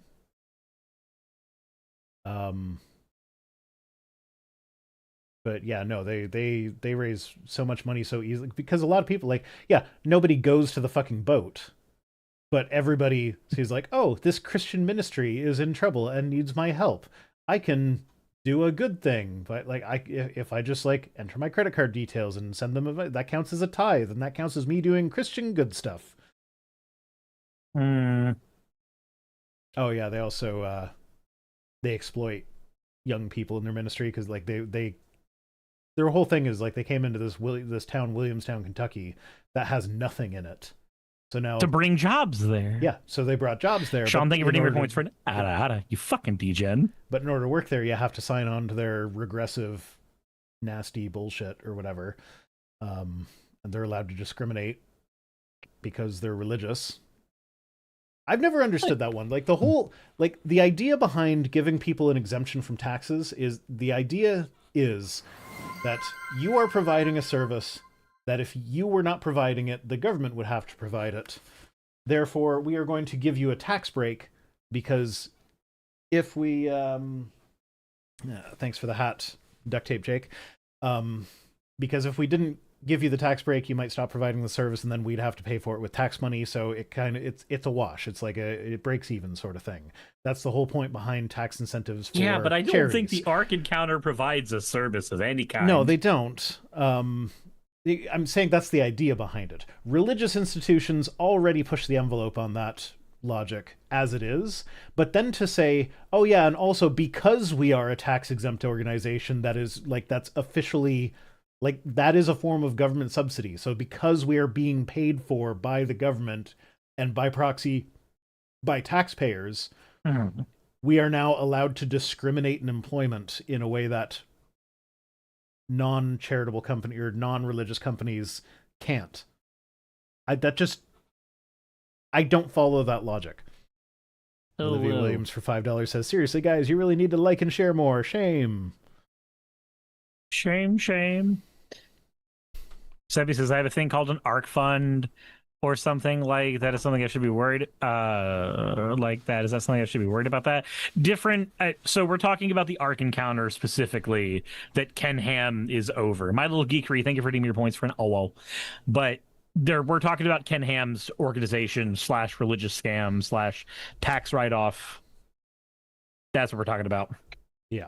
But no, I had forgotten. I guess I kind of memory hold the fact that they do earn a lot of money via donations. Yeah. and I was focusing mostly on the Ark Encounter being non-profitable.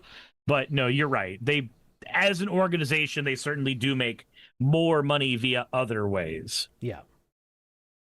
Selling books that have Bodhi's contributions in them. I wonder what they're going to do with that, because he's written a lot of those books, like the portions of those books. That's where I first encountered his A Righteous Lie article. The first time I ever referenced it, I referenced it in the book because that's where I had it. I didn't know it was on the website. Hey. But yeah. Anyway, that's the tea. I may have just spoiled some of my video for Friday. That's fine. I do that a lot. There's plenty of people who don't click on every single video. Yeah. And those people are morally wrong, and they should fix that by clicking on every single video. And then like and share. And watching them on repeat. Just put it on while you go to sleep. Let it autoplay. Yeah. I have playlists. Hell, if you've got multiple accounts and you've got multiple like TVs, smart TVs in your house, just like, you don't have to have the audio on. Clueless Expert says, including the meathead videos. So about those, somebody commented on one of, if you're not aware, I'm doing a thing called Meathead Monday right now, where like I take one of my older videos where I just use the avatar and I'm redoing it with my stupid face on screen. Thank you for resubscribing, Duct Tape Jake. So someone commented on one of those recently. It was like, this is literally you doing live action remakes. I'm like, God fucking damn it, it is. Go. I have no rebuttal for that. It's literally what, and is literally for the same reason. Like, it's not a quick cash grab in the sense that like everybody watches that and I make lots of money from that.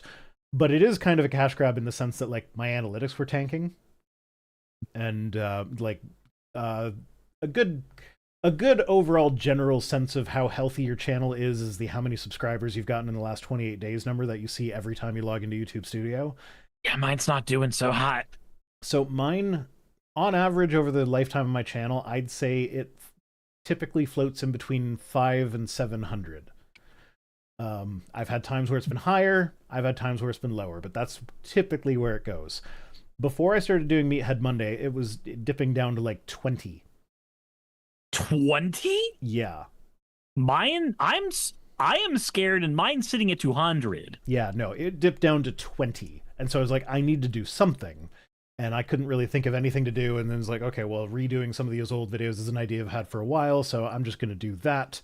And hopefully it'll help. It is now up to like, it's around 450 right now. Huh. I may steal that idea. Yeah, because it, like, I'm also doing it selectively, so, like, I'm not just doing all of my old videos, I'm doing the better ones. Mm-hmm. Because they're not all good. I get it. Anyway, that's our first tweet. Matt Powell Power Hour video. Let's do it. Let's do the Matt Powell Power Hour. I already have a compilation of Matt Powell responses that I think is about 4 hours long. I just received a sponsorship opportunity from BetterHelp. I feel like I'm going to ignore that one. I have mixed feelings about BetterHelp, because on the one hand, yeah, they sell your data and that's a shit thing to do for what they offer. But on the other hand, it's a service that can allow people in rural areas that don't have very many options for therapists actually connect with a therapist that they might need. Like, you get a trans person living in the middle of Georgia. Like you, okay, like that's yeah. I hadn't actually considered that. Yeah, so like there is an argument to be like, I know they're a shit company, but I've also heard stories of, and this is obviously they're not going to greenlight an ad if you say this, but I've heard stories of like people connecting with a therapist through BetterHelp and then negotiating private sessions not through BetterHelp after that, because the therapists also apparently don't get paid a lot when they go through BetterHelp. It's like a marketing thing, basically.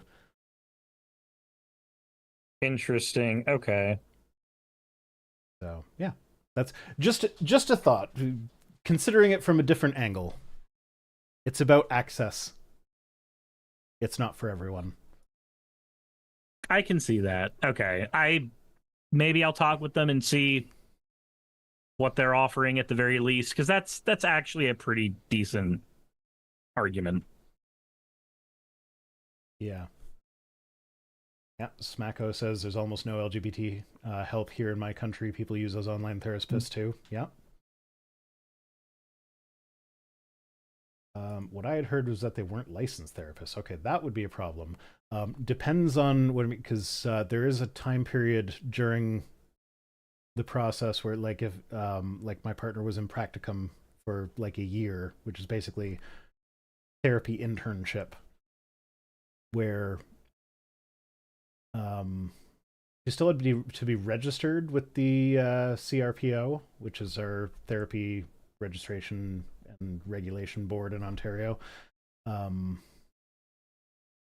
But I don't think she's technically licensed until after she graduates and gets her degree.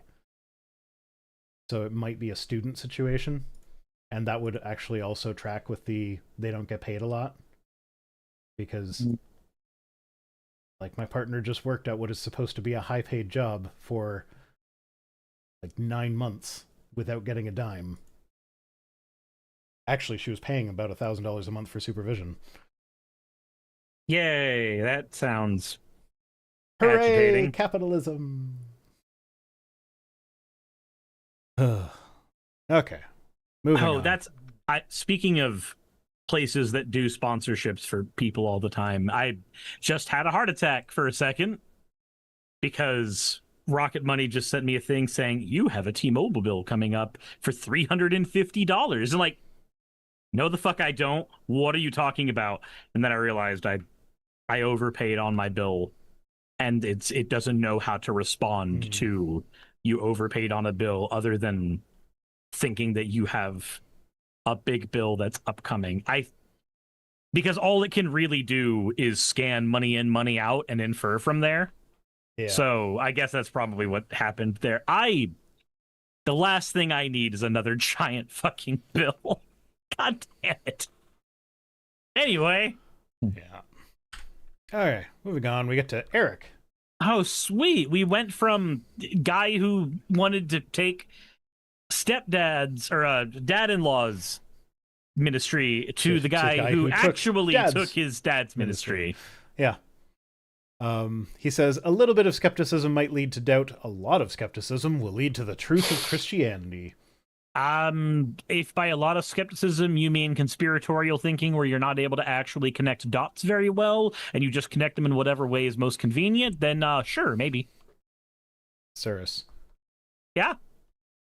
Oh, no, I closed the window. I was going to tell you to connect the dots and bring up the picture of the Trump phone again, but... I see a wizard. Yeah, no, this is one of those things where it's like, I've seen enough of Eric's stuff to know, like, he does not engage in skepticism.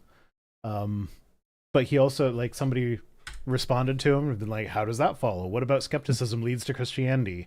And he linked to this video. Check out this show about the topic. So I don't know why I bothered, but I watched that video. It's about a half an hour long.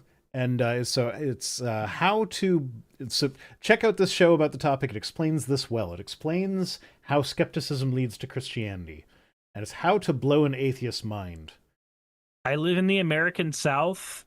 Most people, when they want to blow minds, they grab a 45. Yeah. So maybe the language there ain't the best for what they're trying to accomplish. But anywho, what's the context? You'll never get that half hour back. No, but I did watch it at 2 times speed, so it was only 15 minutes of a half an hour. So it's such a rambling video. I mean, not that I have any leg to stand on with regards to rambling. And it was also a live stream, so I'll cut him some slack for that. And I'm pretty sure Apologia was in his chat for the live stream, because he kept on talking about his atheist friend Paul in the chat. And I know that they have been on each other's channels and stuff. But yeah, no, the argument that he brought up, which is the thing that will blow an atheist's mind, is the population growth argument, where if you assume a constant population growth rate and extrapolate it backwards in time 4,000 years ago, it gets down to 8 people. You know, that argument that fails to understand that disease is a thing that happens. Like, modern medicine as we understand it and sustainable birth rates as we understand them are a modern phenomenon from the last 100 years. Yeah. Nadirku, thank you for the $6.90 tip, so 69. Nice. Nice. Nice. Why are we assuming a constant population rate? Excellent question, Stratahawk. Excellent question. He does not answer it. You know this really cool thing that happens whenever I go on a cross-country trip, like to DC or Florida or like to Pennsylvania? So I get an arrival time that is an estimated arrival time from Google, assuming basic traffic and random shit. You know what it doesn't account for? It doesn't account for Cyrus had to take a shit. It doesn't account for Cyrus had to go get a thing of food. It doesn't account for, holy fucking shit, I just found a card shop that's actually selling the Final Fantasy decks at MSRP instead of jacking their price up 190% for no fucking reason. It doesn't account for any of that shit. You know what happens? When I go on a trip, I have to add several hours to whatever the fuck its estimated time is, because there's other shit that's going to happen. The same thing happens when we're talking about population growth over a long enough period of time, because there's all these weird things like wars and famine and disease that do this weird derailing, or an entire country being made of inbred people and therefore eventually they bottleneck themselves. Oh, sorry, that was Noah's Ark. That's different. Oh no, he actually brought that up as an argument against the complaint, because he would say like, oh well, if you look at the evolutionist population graphs, they have the population numbers hovering down like really, really low, going back for hundreds of thousands of years, and small populations like that aren't viable for that long. That's so weird, Noah. Well, yeah, but the difference is the length. You see, they were doubling their population every like 50 years or something. Yeah, see, what we have in reality is a bunch of women having a baby every 9 months and then dying after like the third one, and then guy gets another wife and then they have like 3 to 5 kids and then die after the third one. And oh, by the way, I didn't even mention how many of those kids actually made it past the age of 3 or died of dysentery. Like I haven't mentioned those parts. So that's the thing, is a lot of people think that like, oh, people didn't live very long back then. They only you were an old man if you were 30.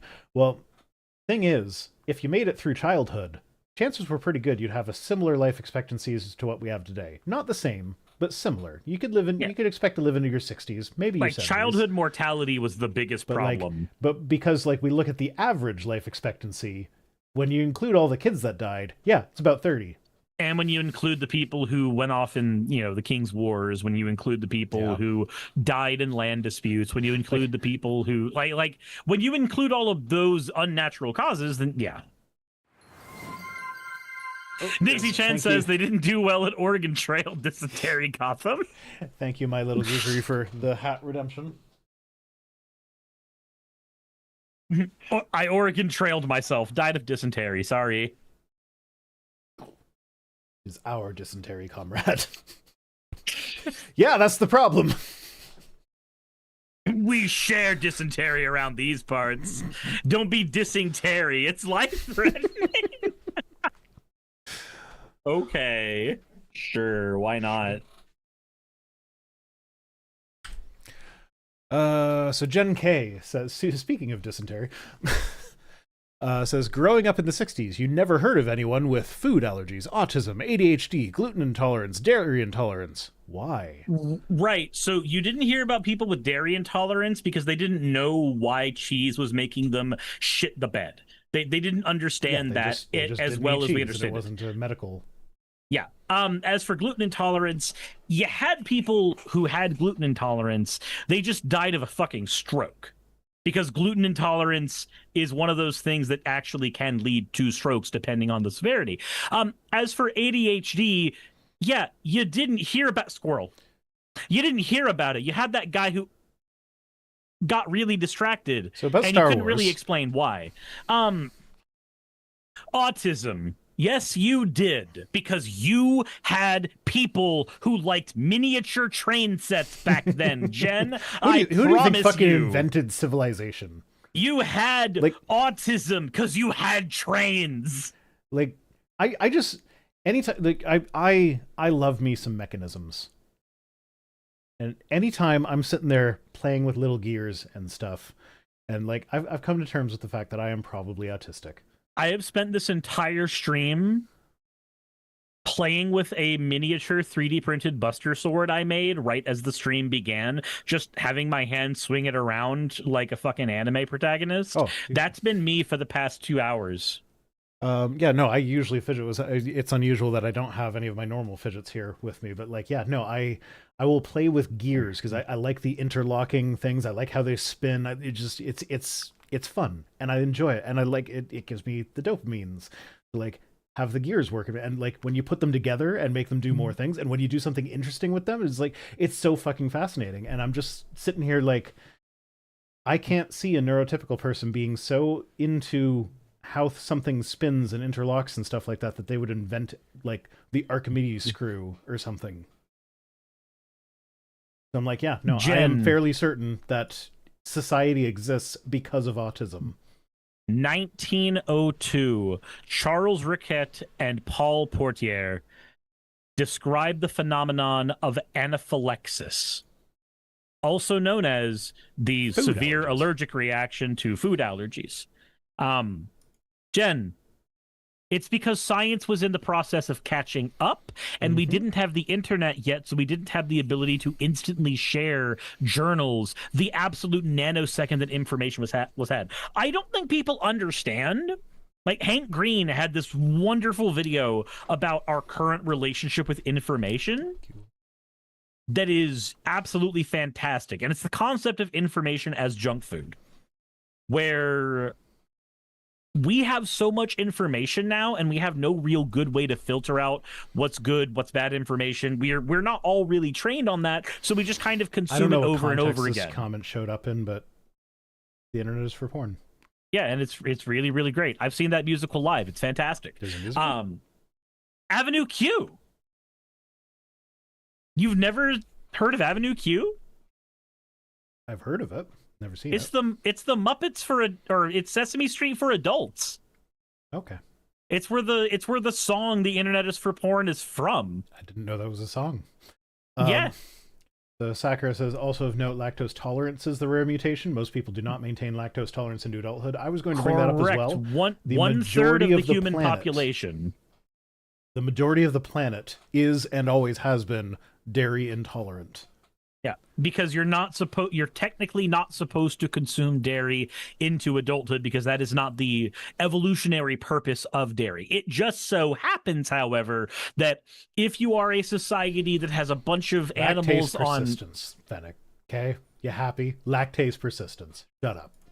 if you are a society that is going through some weird thing called the agricultural revolution, and you are in the process of discovering how to keep foods for longer, and you come up with this weird thing called taking vinegar and shoving it into fucking milk because your cow is producing milk even when it's not pregnant, so you realize, oh, maybe this is a thing that me, in a world that can't afford food and can't get a lot of food, should be consuming so I can get my calories. Because for the last, what was it, up until 100 years ago, it was very rare for people to actually get enough calories to survive normally. We are in a very, very privileged world. Right. So you get calories where you can. The mutation to digest milk as an adult, incredibly beneficial for survival. So you get people who, in the middle of the agricultural revolution, are learning things like, oh, I can actually keep cheeses for an incredibly long amount of time compared to milk. Obviously, I know that milk and cheese predate the agricultural revolution, but you understand the point. Yeah. You get more people consuming more dairy as calories become more available to people long term. Cheese is one of those things that I don't really understand. Like, I understand how, like, intellectually, I understand how it became a thing. It was like a desperation food originally, probably, but like its origin undoubtedly came from hey, my milk is really chunky and hard. I'm gonna eat it anyway. So, And it's been sitting in the sun, and now it's chunky and gross, but I'm gonna eat it. And now we have cheese.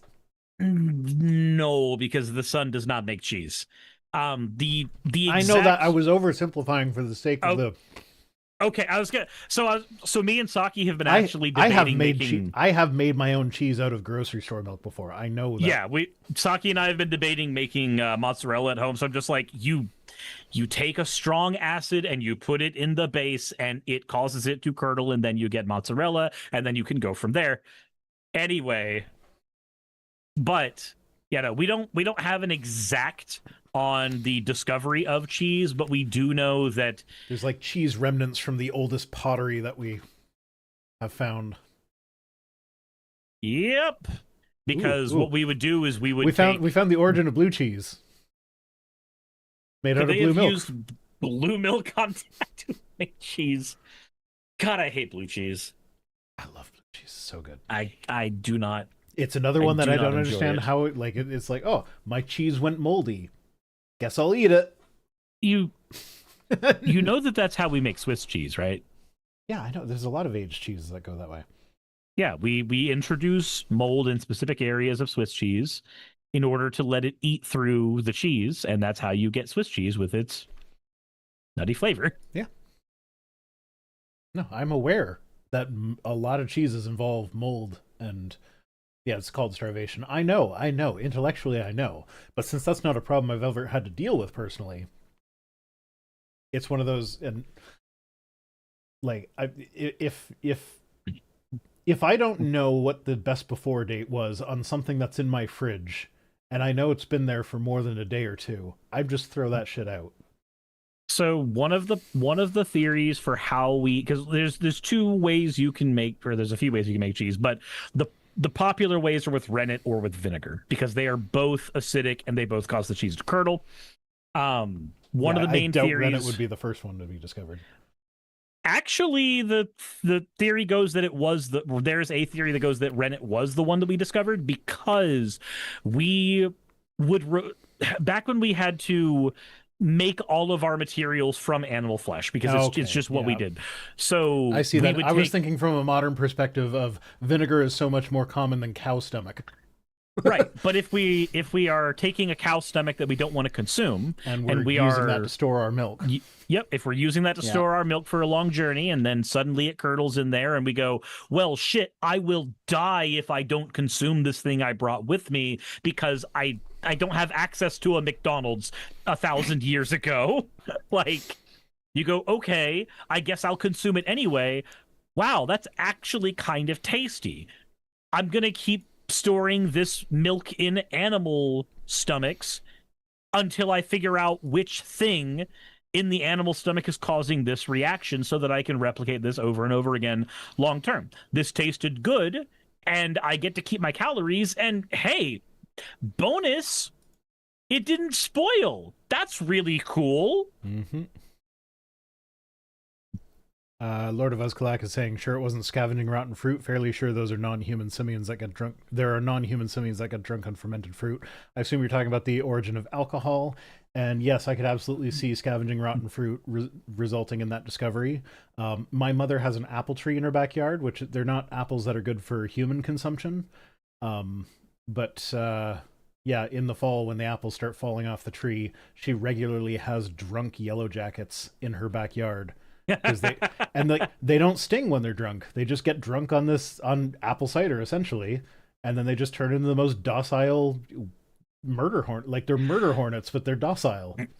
Alcohol, like cheese, very likely was discovered by accident, as many of the things that we utilize are. Mm-hmm. But the reason that those things ended up propagating long term is because in a world without refrigeration, one of the most common things to do with a liquid was to convert a liquid that would spoil into a form where it would not spoil. And you can't just throw salt in your grapes and make your grapes not spoil. So your only other option is wine. Yeah. All right. Next up, we have Joey. Oh, I know this one's going to piss you off. What exactly is the problem people now have with the big, beautiful bill? The cutting of Medicaid, the gutting of protections for trans people, the fact that it does not allocate money away from the military into the things that it wants to put in, the fact that it lowers childcare tax credits down from $2,000 to $1,000, despite the fact that over the course of 10 years it wants to raise them back up to $2,200. I don't see the fucking reason why we need to hurt people now in the first fucking place. That doesn't make any sense to me. I just did a video on this yesterday. Can you tell? Anyway, I was pretty sure you covered it recently. There's also the 150 billion for ICE. Like, I just did a thing about this last night, so like my problems with it are fresh in my mind. Yeah, but they took out that thing about not being allowed to regulate AI, so it's good now, right? Yeah, now Marjorie Taylor Greene can vote on it, but even though she was going to vote on it anyway because she doesn't fucking read. Yeah. On the other hand, though, it did prompt a conversation in my chat last night about we should be allowed to fire politicians if they vote for bills that they don't read. And I just went, that actually creates a more dystopian future. Let me show you how. And I went on to ChatGPT and I had it write a bill, 850 pages, which the way you have to make it do that is by telling it that it's for a dystopian novel. And then you have to tell it to give you the chapters and then flesh out the chapters individually. So it slowly writes it out, because it won't do it all at once for obvious reasons. But the bill was a 850 page pork-fatted bill ostensibly illegalizing the name Marjorie Taylor Greene, but it inevitably carried things like Green New Deal initiatives in it. So I was like, hey, let's just make this thing randomly. Okay, now you see how long it took me to make this thing? Not very long, because there are tools that plagiarize it from other fucking things. And now I just be the party that is known for lying more often than the Democratic Party, because the Democratic Party tries to stay on they try to stand on the business of they go low, we go high, which is fucking stupid, but they try anyway. Mm-hmm. So now let's be the party that is willing to engage in more underhanded tactics. What would you do to make Democratic seats open up more often? You would just start flooding them with bills that you and your constituents wrote. Impossible for them to read. Yeah, you and your peers wrote them, so you automatically have read those bills. That's when you feed the bill into ChatGPT and say, "Give me a summary concluding any important points that I might know that I might need to know for my platform." Axo says, I was the one who said ChatGPT could write bills. Yeah, there was one person who was like, ChatGPT can't legally write bills, and I just went, yeah, but the easiest thing in the world to do has, though. Yeah, easiest thing in the world to do is to just do it anyway and then lie about it. They're politicians. Lying, like, okay. I would be more surprised if it hadn't written any legislation at this point. If you give a politician enough ibuprofen, they speak more truths than lies. Because lying is in their blood, and blood thinners, by their very nature, will have I was wondering where you're going with that. I'm like, what? Like, there are other drugs that I could see doing that to politicians. Ibuprofen makes politicians lie less. That's the one that's on your brain right now, is it? Because lying is in their blood. Yeah, ibuprofen's on my brain, quite fucking literally. Thank you for the hydrate, hun. I appreciate it. Once we're done with this, I am getting myself beefy cheese dip for my nachos, because I need some comfort. Beefy cheese dip. Gay. Okay. Side note. We're taking out our closet doors, and my partner wants to replace them with a curtain. Okay. And she was looking on Amazon for curtains that she likes. She couldn't find anything or whatever. And I happen to know that she likes vagina paraphernalia. So she has like a vagina keychain. She's got a vagina sticker on her laptop. There's some vagina artwork hanging up in her bedroom, and like it's just like little things, and it's usually fairly abstract. So like it's not like obvious vagina stuff. a lot of the time. Sometimes it is, but most of the time it's kind of abstract, arty kind of stuff. So I, in in a moment of pure brilliance, I am like, I'm gonna find her a curtain with a vagina on it. So I went on to Google and I typed in vagina curtains. Can you guess what I got as the results? Well, you got things somewhere around a labia, I'm imagining. Yeah, no, it was entirely like I didn't do an image search for it because I know what would have come up with that, but no, there wasn't. It wasn't porn. It was all articles about beef curtains, and it was. It's so weird because like you'll have these sterile articles that are using like the proper terms for everything, but then they'll just throw out the term beef curtains occasionally when talking about how they're a normal thing that happens. And it's just like, I'm on the Mayo Clinic's website and they just use the term beef curtains. What? What even is this?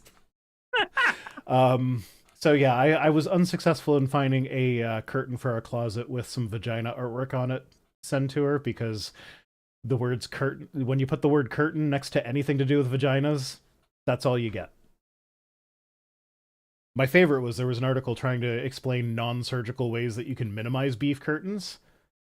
And like they opened with the typical like, you know, all vaginas are different. There is no right or wrong way for your vagina to look.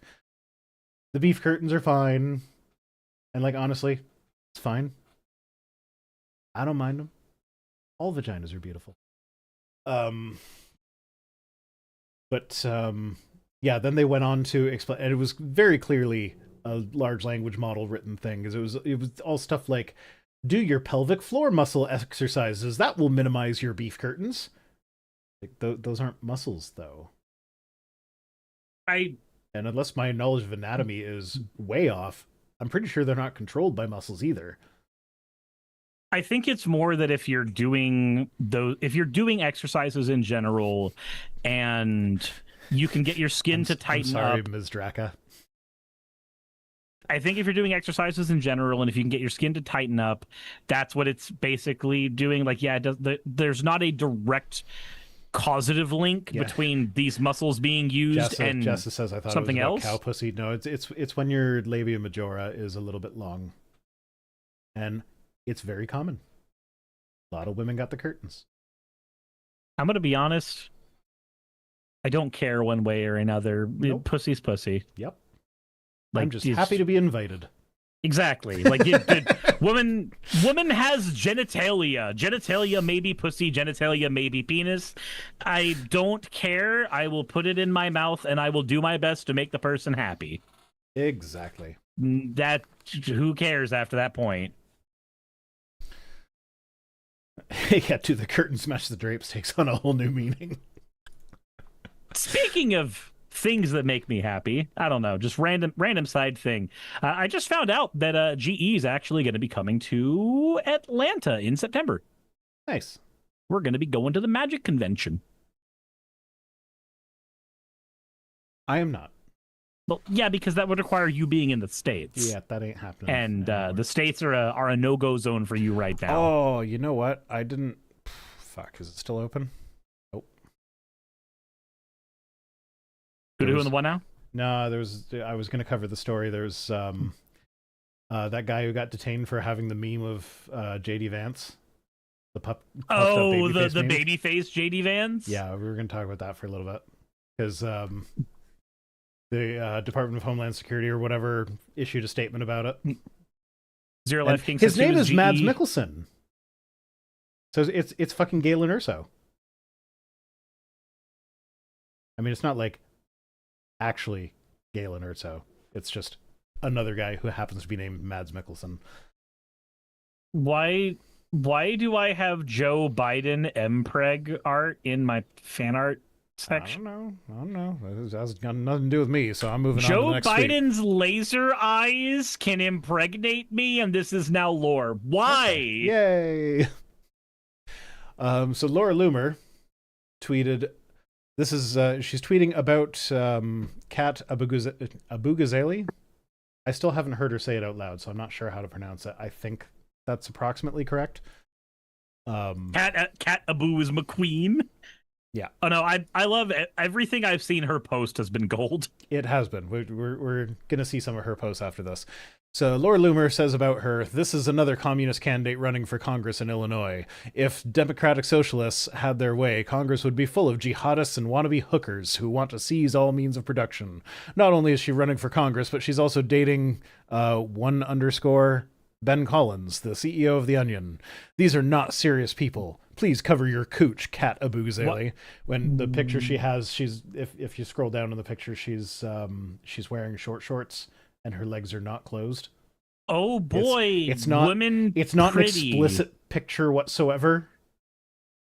Girl, pretty girl go into politics. Brain go burr. Who cares? But Why also, does it matter? But also, this is Laura Loomer saying that these are not serious people. Apropos of nothing, here's another tweet from Laura Loomer that is still up today that you can find. I just ate dog food. It's human grade, which means you and your dog can share a tasty, nutrient-dense treat together. Order yours today. Positive.com/Loomer. These are not serious people. But she's saying that these aren't serious people. Miss, I ate dog food. You know why being she ate human dog grade food? doesn't mean it's something you should eat. I mean, I'm gonna be honest. I think the dog food was actually made for her because she's kind of a bitch. Okay, there you go. I call my dog a needy bitch all the time because she loves to.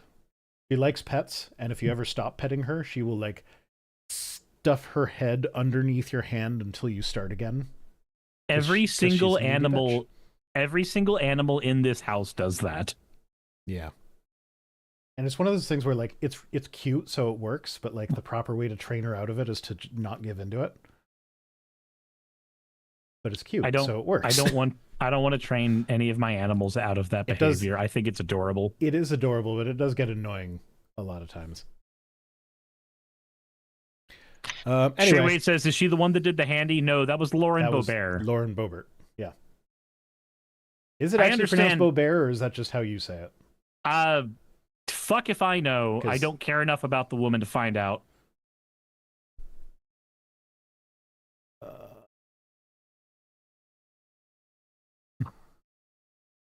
All right. Jessa says it's Boebert. Okay. Voidy Light says, tell your needy bitch that I love her.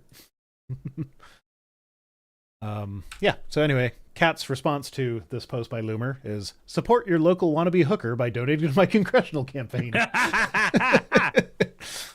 I love her. She's great. I'm not allowed to donate, sadly, because I'm in a foreign country.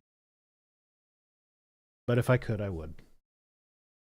Speaking of donations from foreign countries, just wanted to say I fucking hate that one of the only politicians that doesn't take APAC money in Georgia is Marjorie Taylor Greene. Oh, fuck off. Really?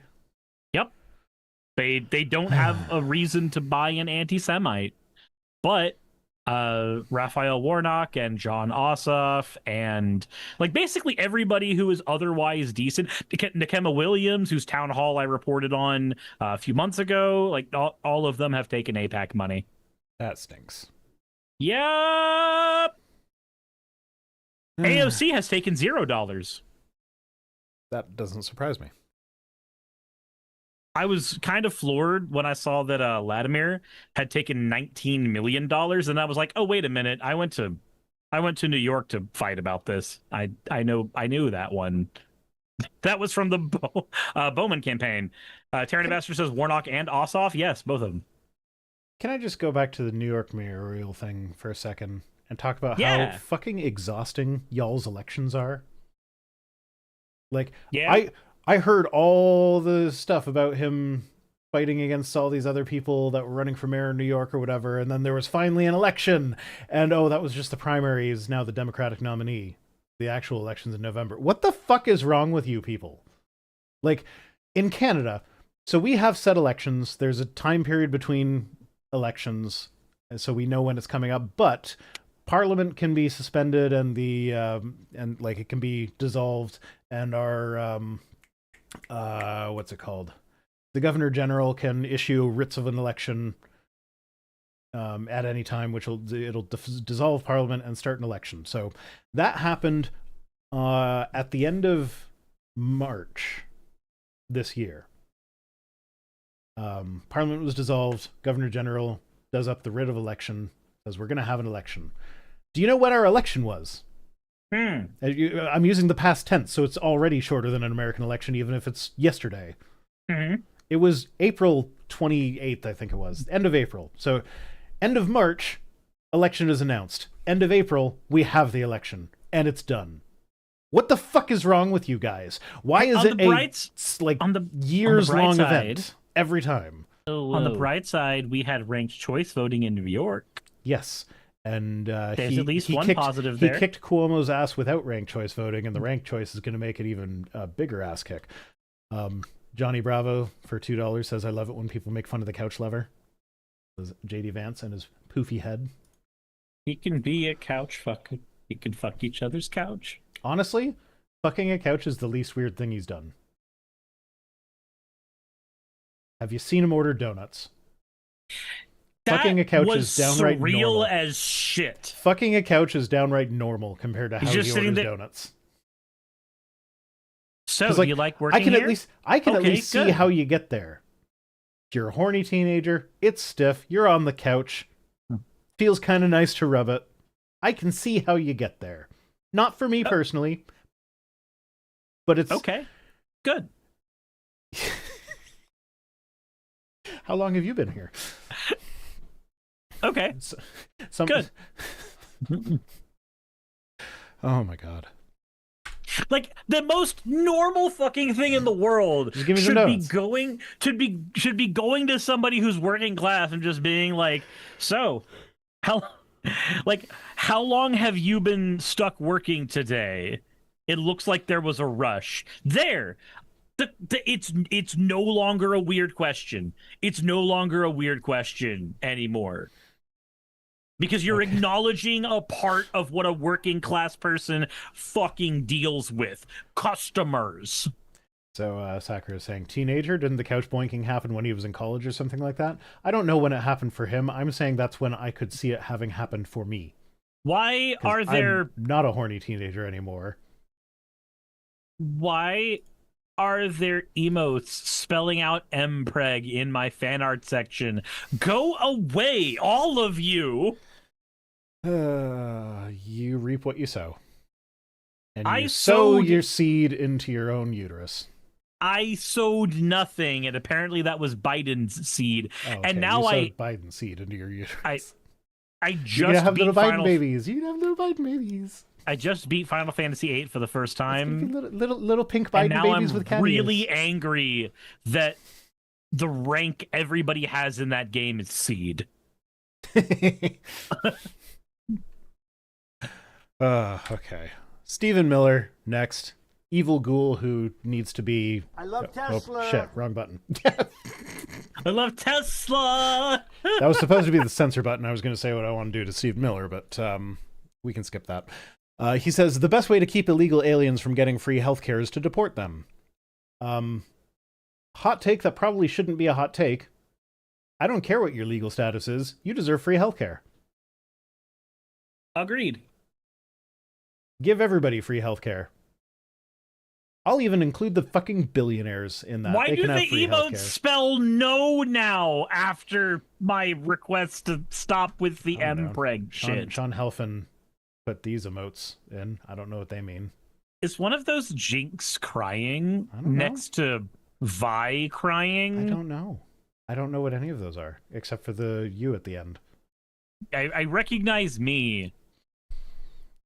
I also recognize Jinx and Vi because I'm a terrible person who spent 10 years playing a terrible video game. Yeah. Yeah, so thing about providing healthcare for people is like, forget about the like legal versus illegal. So first off, they don't get free healthcare in the States in any scenario, so fuck off with that nonsense. Like undocumented workers can't, like they don't get Medicaid, right? Mm-hmm. Yeah, so like they're not getting free healthcare. And even Like, is there even such a thing as free healthcare in the States? Like, is No! Medicare free, or do you still pay premiums to that? Your taxes paid for it. Okay, no, I'm not talking about tax. If tax is paid for it, I consider it free, because that's how my healthcare gets paid for in Canada, and I call mine free. So I'm okay with that. It's a sort of thing. So if you go to the hospital on Medicaid, do you get a bill? I believe you can. Hold on. Medicare has deductibles?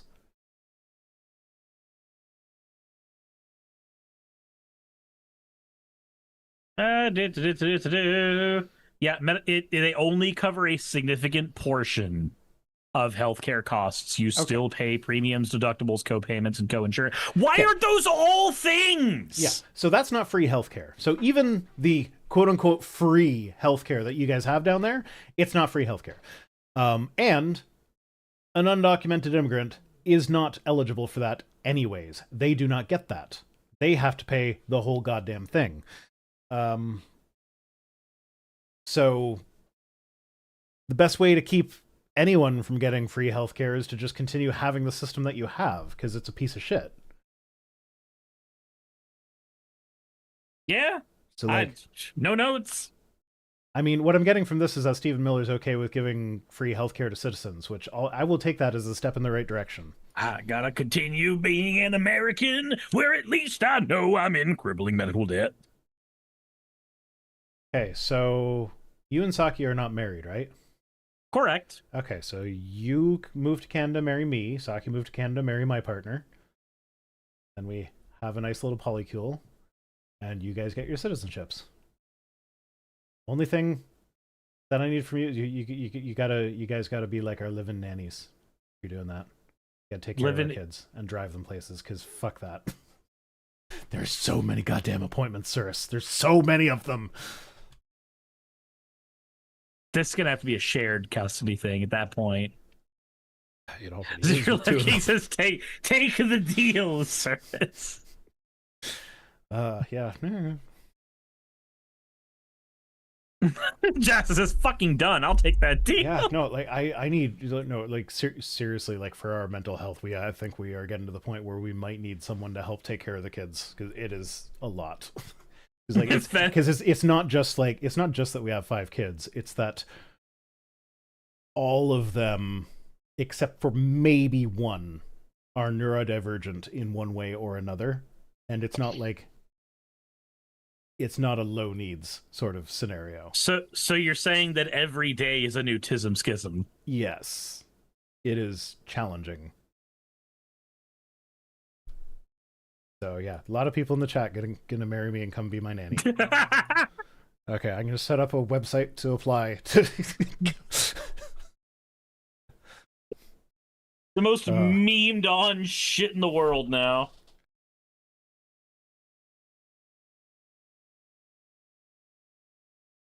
Spacco says the hell is a tism schism. Social friction caused by there being multiple people who are neurodivergent in the same area. Yeah, so it's a word I made the fuck up.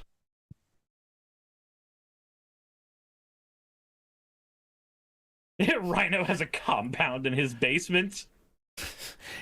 Basically. Yeah, so no, the issue, so the tism schism with regards to like different people having the different neurodivergency. So we have 2 kids who are sensory seeking and at least 2 who are sensory avoiding. And I am also sensory avoidant. So you get the 2 that want to bounce off the walls and have all the noises, and then you have the ones that are like, I swear to God, if I hear even a pin drop after this, I am going to stab you with it. Mm-hmm. Dinner is torture. I tried really hard when my partner and I first moved in together. I tried really hard to make dinners a family thing, because I'm like, okay, this is a good way to like connect with the kids, make sure like we're all one family. It's not my kids and her kids, it's our kids. We are one family. We'll have dinners together. Fuck that noise. Absolutely not. I like if I'm at the dinner table with the sensory seeking kids, I have to wear my noise canceling headphones now. It's like, no. Basement full of healthcare concubines. This video is sponsored by Raycon noise canceling. No. I can't. So in my I last can't. Raycon ad, which my Raycons are right here. Oh god 'Cause damn I it, this is actually becoming a Raycon ad. No, it's not. They're not going to be happy with what I'm going to say because I actually do like my Raycons. Mhm. But the main reason I like them is because they were free for me. No, the noise canceling on them is shit. It doesn't do like I can't even tell that it was on. So like in my last ad for them, I didn't even mention it. Like I think I mentioned it as a feature that they have, but I didn't say anything else about it other than they have it because it's garbage. It's shit. But like, yeah, they're waterproof, so I can like wear them in the shower. But right now I can feel that my there's almost some impacted or compacted. I think it's called impact. When the earwax gets like all stuffed in there, and then it feels like you're underwater in your ear for a while. So yeah, my ears produce way too much wax, so that happens to me if I use like earbuds too often. And so yeah, I felt that starting to happen, so I can't use them for like a couple weeks. Gross. Yeah. Get your ears watered. No, it's not an issue. Like I just trust me. This is the thing that has been discussed with doctors. Neti pot is for your nose. That's the thing where you like pour water in one nostril and it flows up your sinuses and then out the other nostril. So that ain't gonna hurt. That ain't gonna. Oh, get your ears watered by a medical professional. Yeah, no, that's how you solve the problem. But I'd rather just not have the problem in the first place. Anyway, let's move on from my gross ears.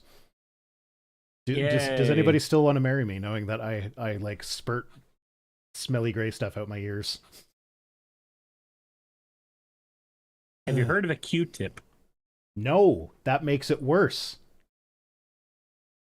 It stuffs it down in there. It doesn't get it out. It pushes it in. Like some of it'll like wipe off on the Q-tip, but most of it gets pushed in.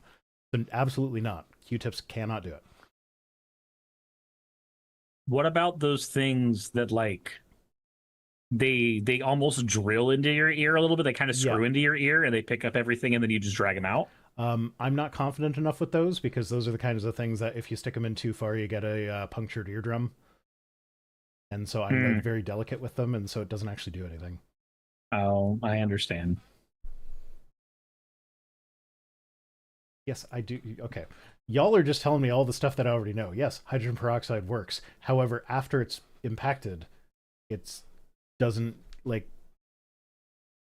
it would take so long to actually work through all of the stuff. Like I'd have to spend the entire day just on my side pouring it in my ear constantly. Like I know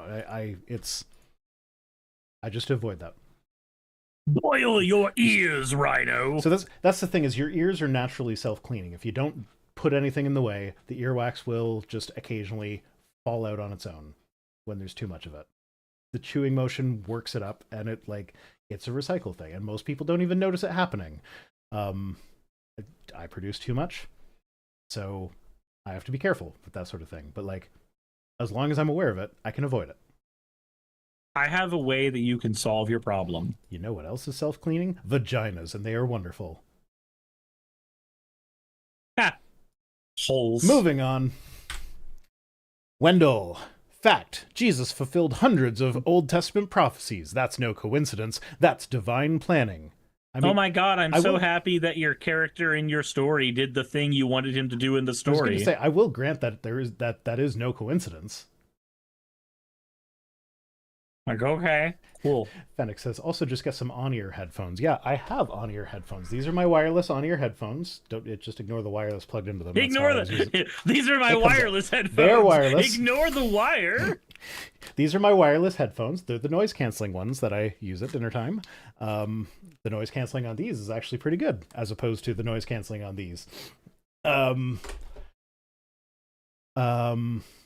the problem with that is now I have... Like, I don't actually like headphones. Like, I get antsy in them after a while, and I want to take them off. So, like, sometimes streaming with you is very painful for me. If I've been working all day and I've had my headphones on all day, I'm just like, no, I want to take them off. Yeah, see, that's weird because I'm used to streaming for anywhere between 4 and like 12 hours. Yeah, I don't know that I could do that. Today, nobody was home, so I was using my speakers, but I'm not comfortable using my speakers when there are people home. Axis says no one wants the ear. See, Um, don't say I'm no sure, one. Yeah, there's someone out there who wants it. Yeah, anyway, I think that's the last one. Yep, Wendell's the last one. But, Yay! so, we done. We did it, So everybody. about Andor. Fucking great, right? I am only about 6 episodes into Andor, and I'm okay, don't watch the stream back then, because I spoiled the whole thing. okay. Fair enough. I really want to finish it, but it's very much a slow burn, so it's taking some time. It is very slow, but it's so good. Like I actually appreciate that it was slow because it feels like it's going like it's going back to movies that actually like required some thought, as opposed to just action scene, scene. Yeah. Action scene, funny joke. Action scene, funny joke. Yeah, exactly. And although the last season, my partner and I were kind of laughing about it because like every couple episodes, it's like it's suddenly 1 year later, and it just Clueless Expert there's a lot of says- stuff that they leave unsaid. Clueless Expert says never seen Andor or Rogue One. Which should I see first? It doesn't matter. Yeah, so Andor is the prequel to Rogue One, but Rogue One was made first. I feel like if you watch Rogue One first,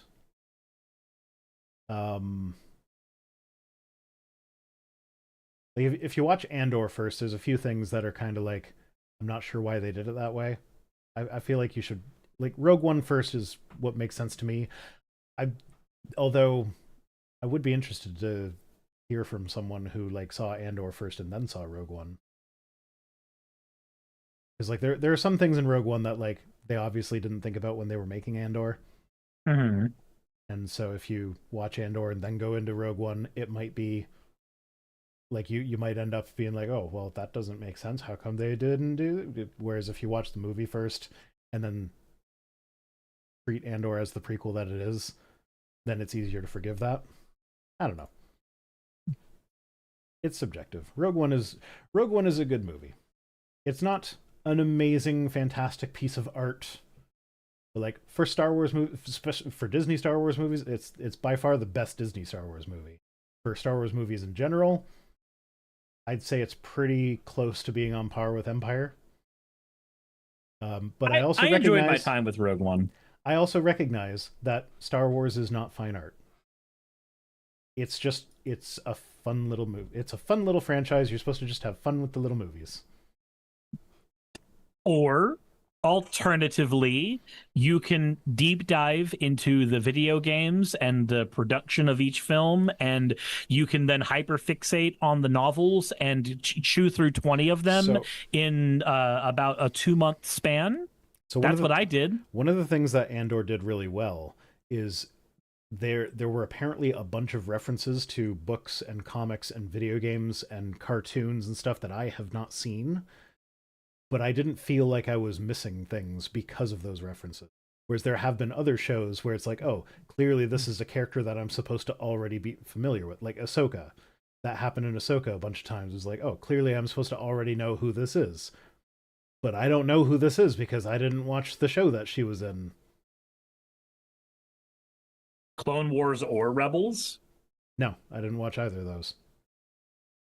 Duct Tape Jake says Jedi Outcast forever.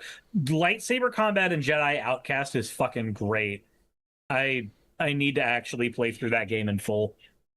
No, you want great lightsaber combat? Go to the PlayStation 1 version of Phantom Menace. I don't know if I want to. It's available. You can get it. I don't know if it's on Steam, but I know you can get it on the PlayStation Store right now. Okay. YouTube served a video of someone playing through that to me the other day, and it brought back memories because I played that game as a kid. The Star Wars game that I played as a kid that I want to do again is Shadows of the Empire. Yes, but that one emulates like shit. It does not emulate well, but I have an N64 like 5 feet away from me. Do you have the cartridge? I don't have the cartridge yet. Because I'm I also trying have to an N64 find one. and I don't have a cartridge for that.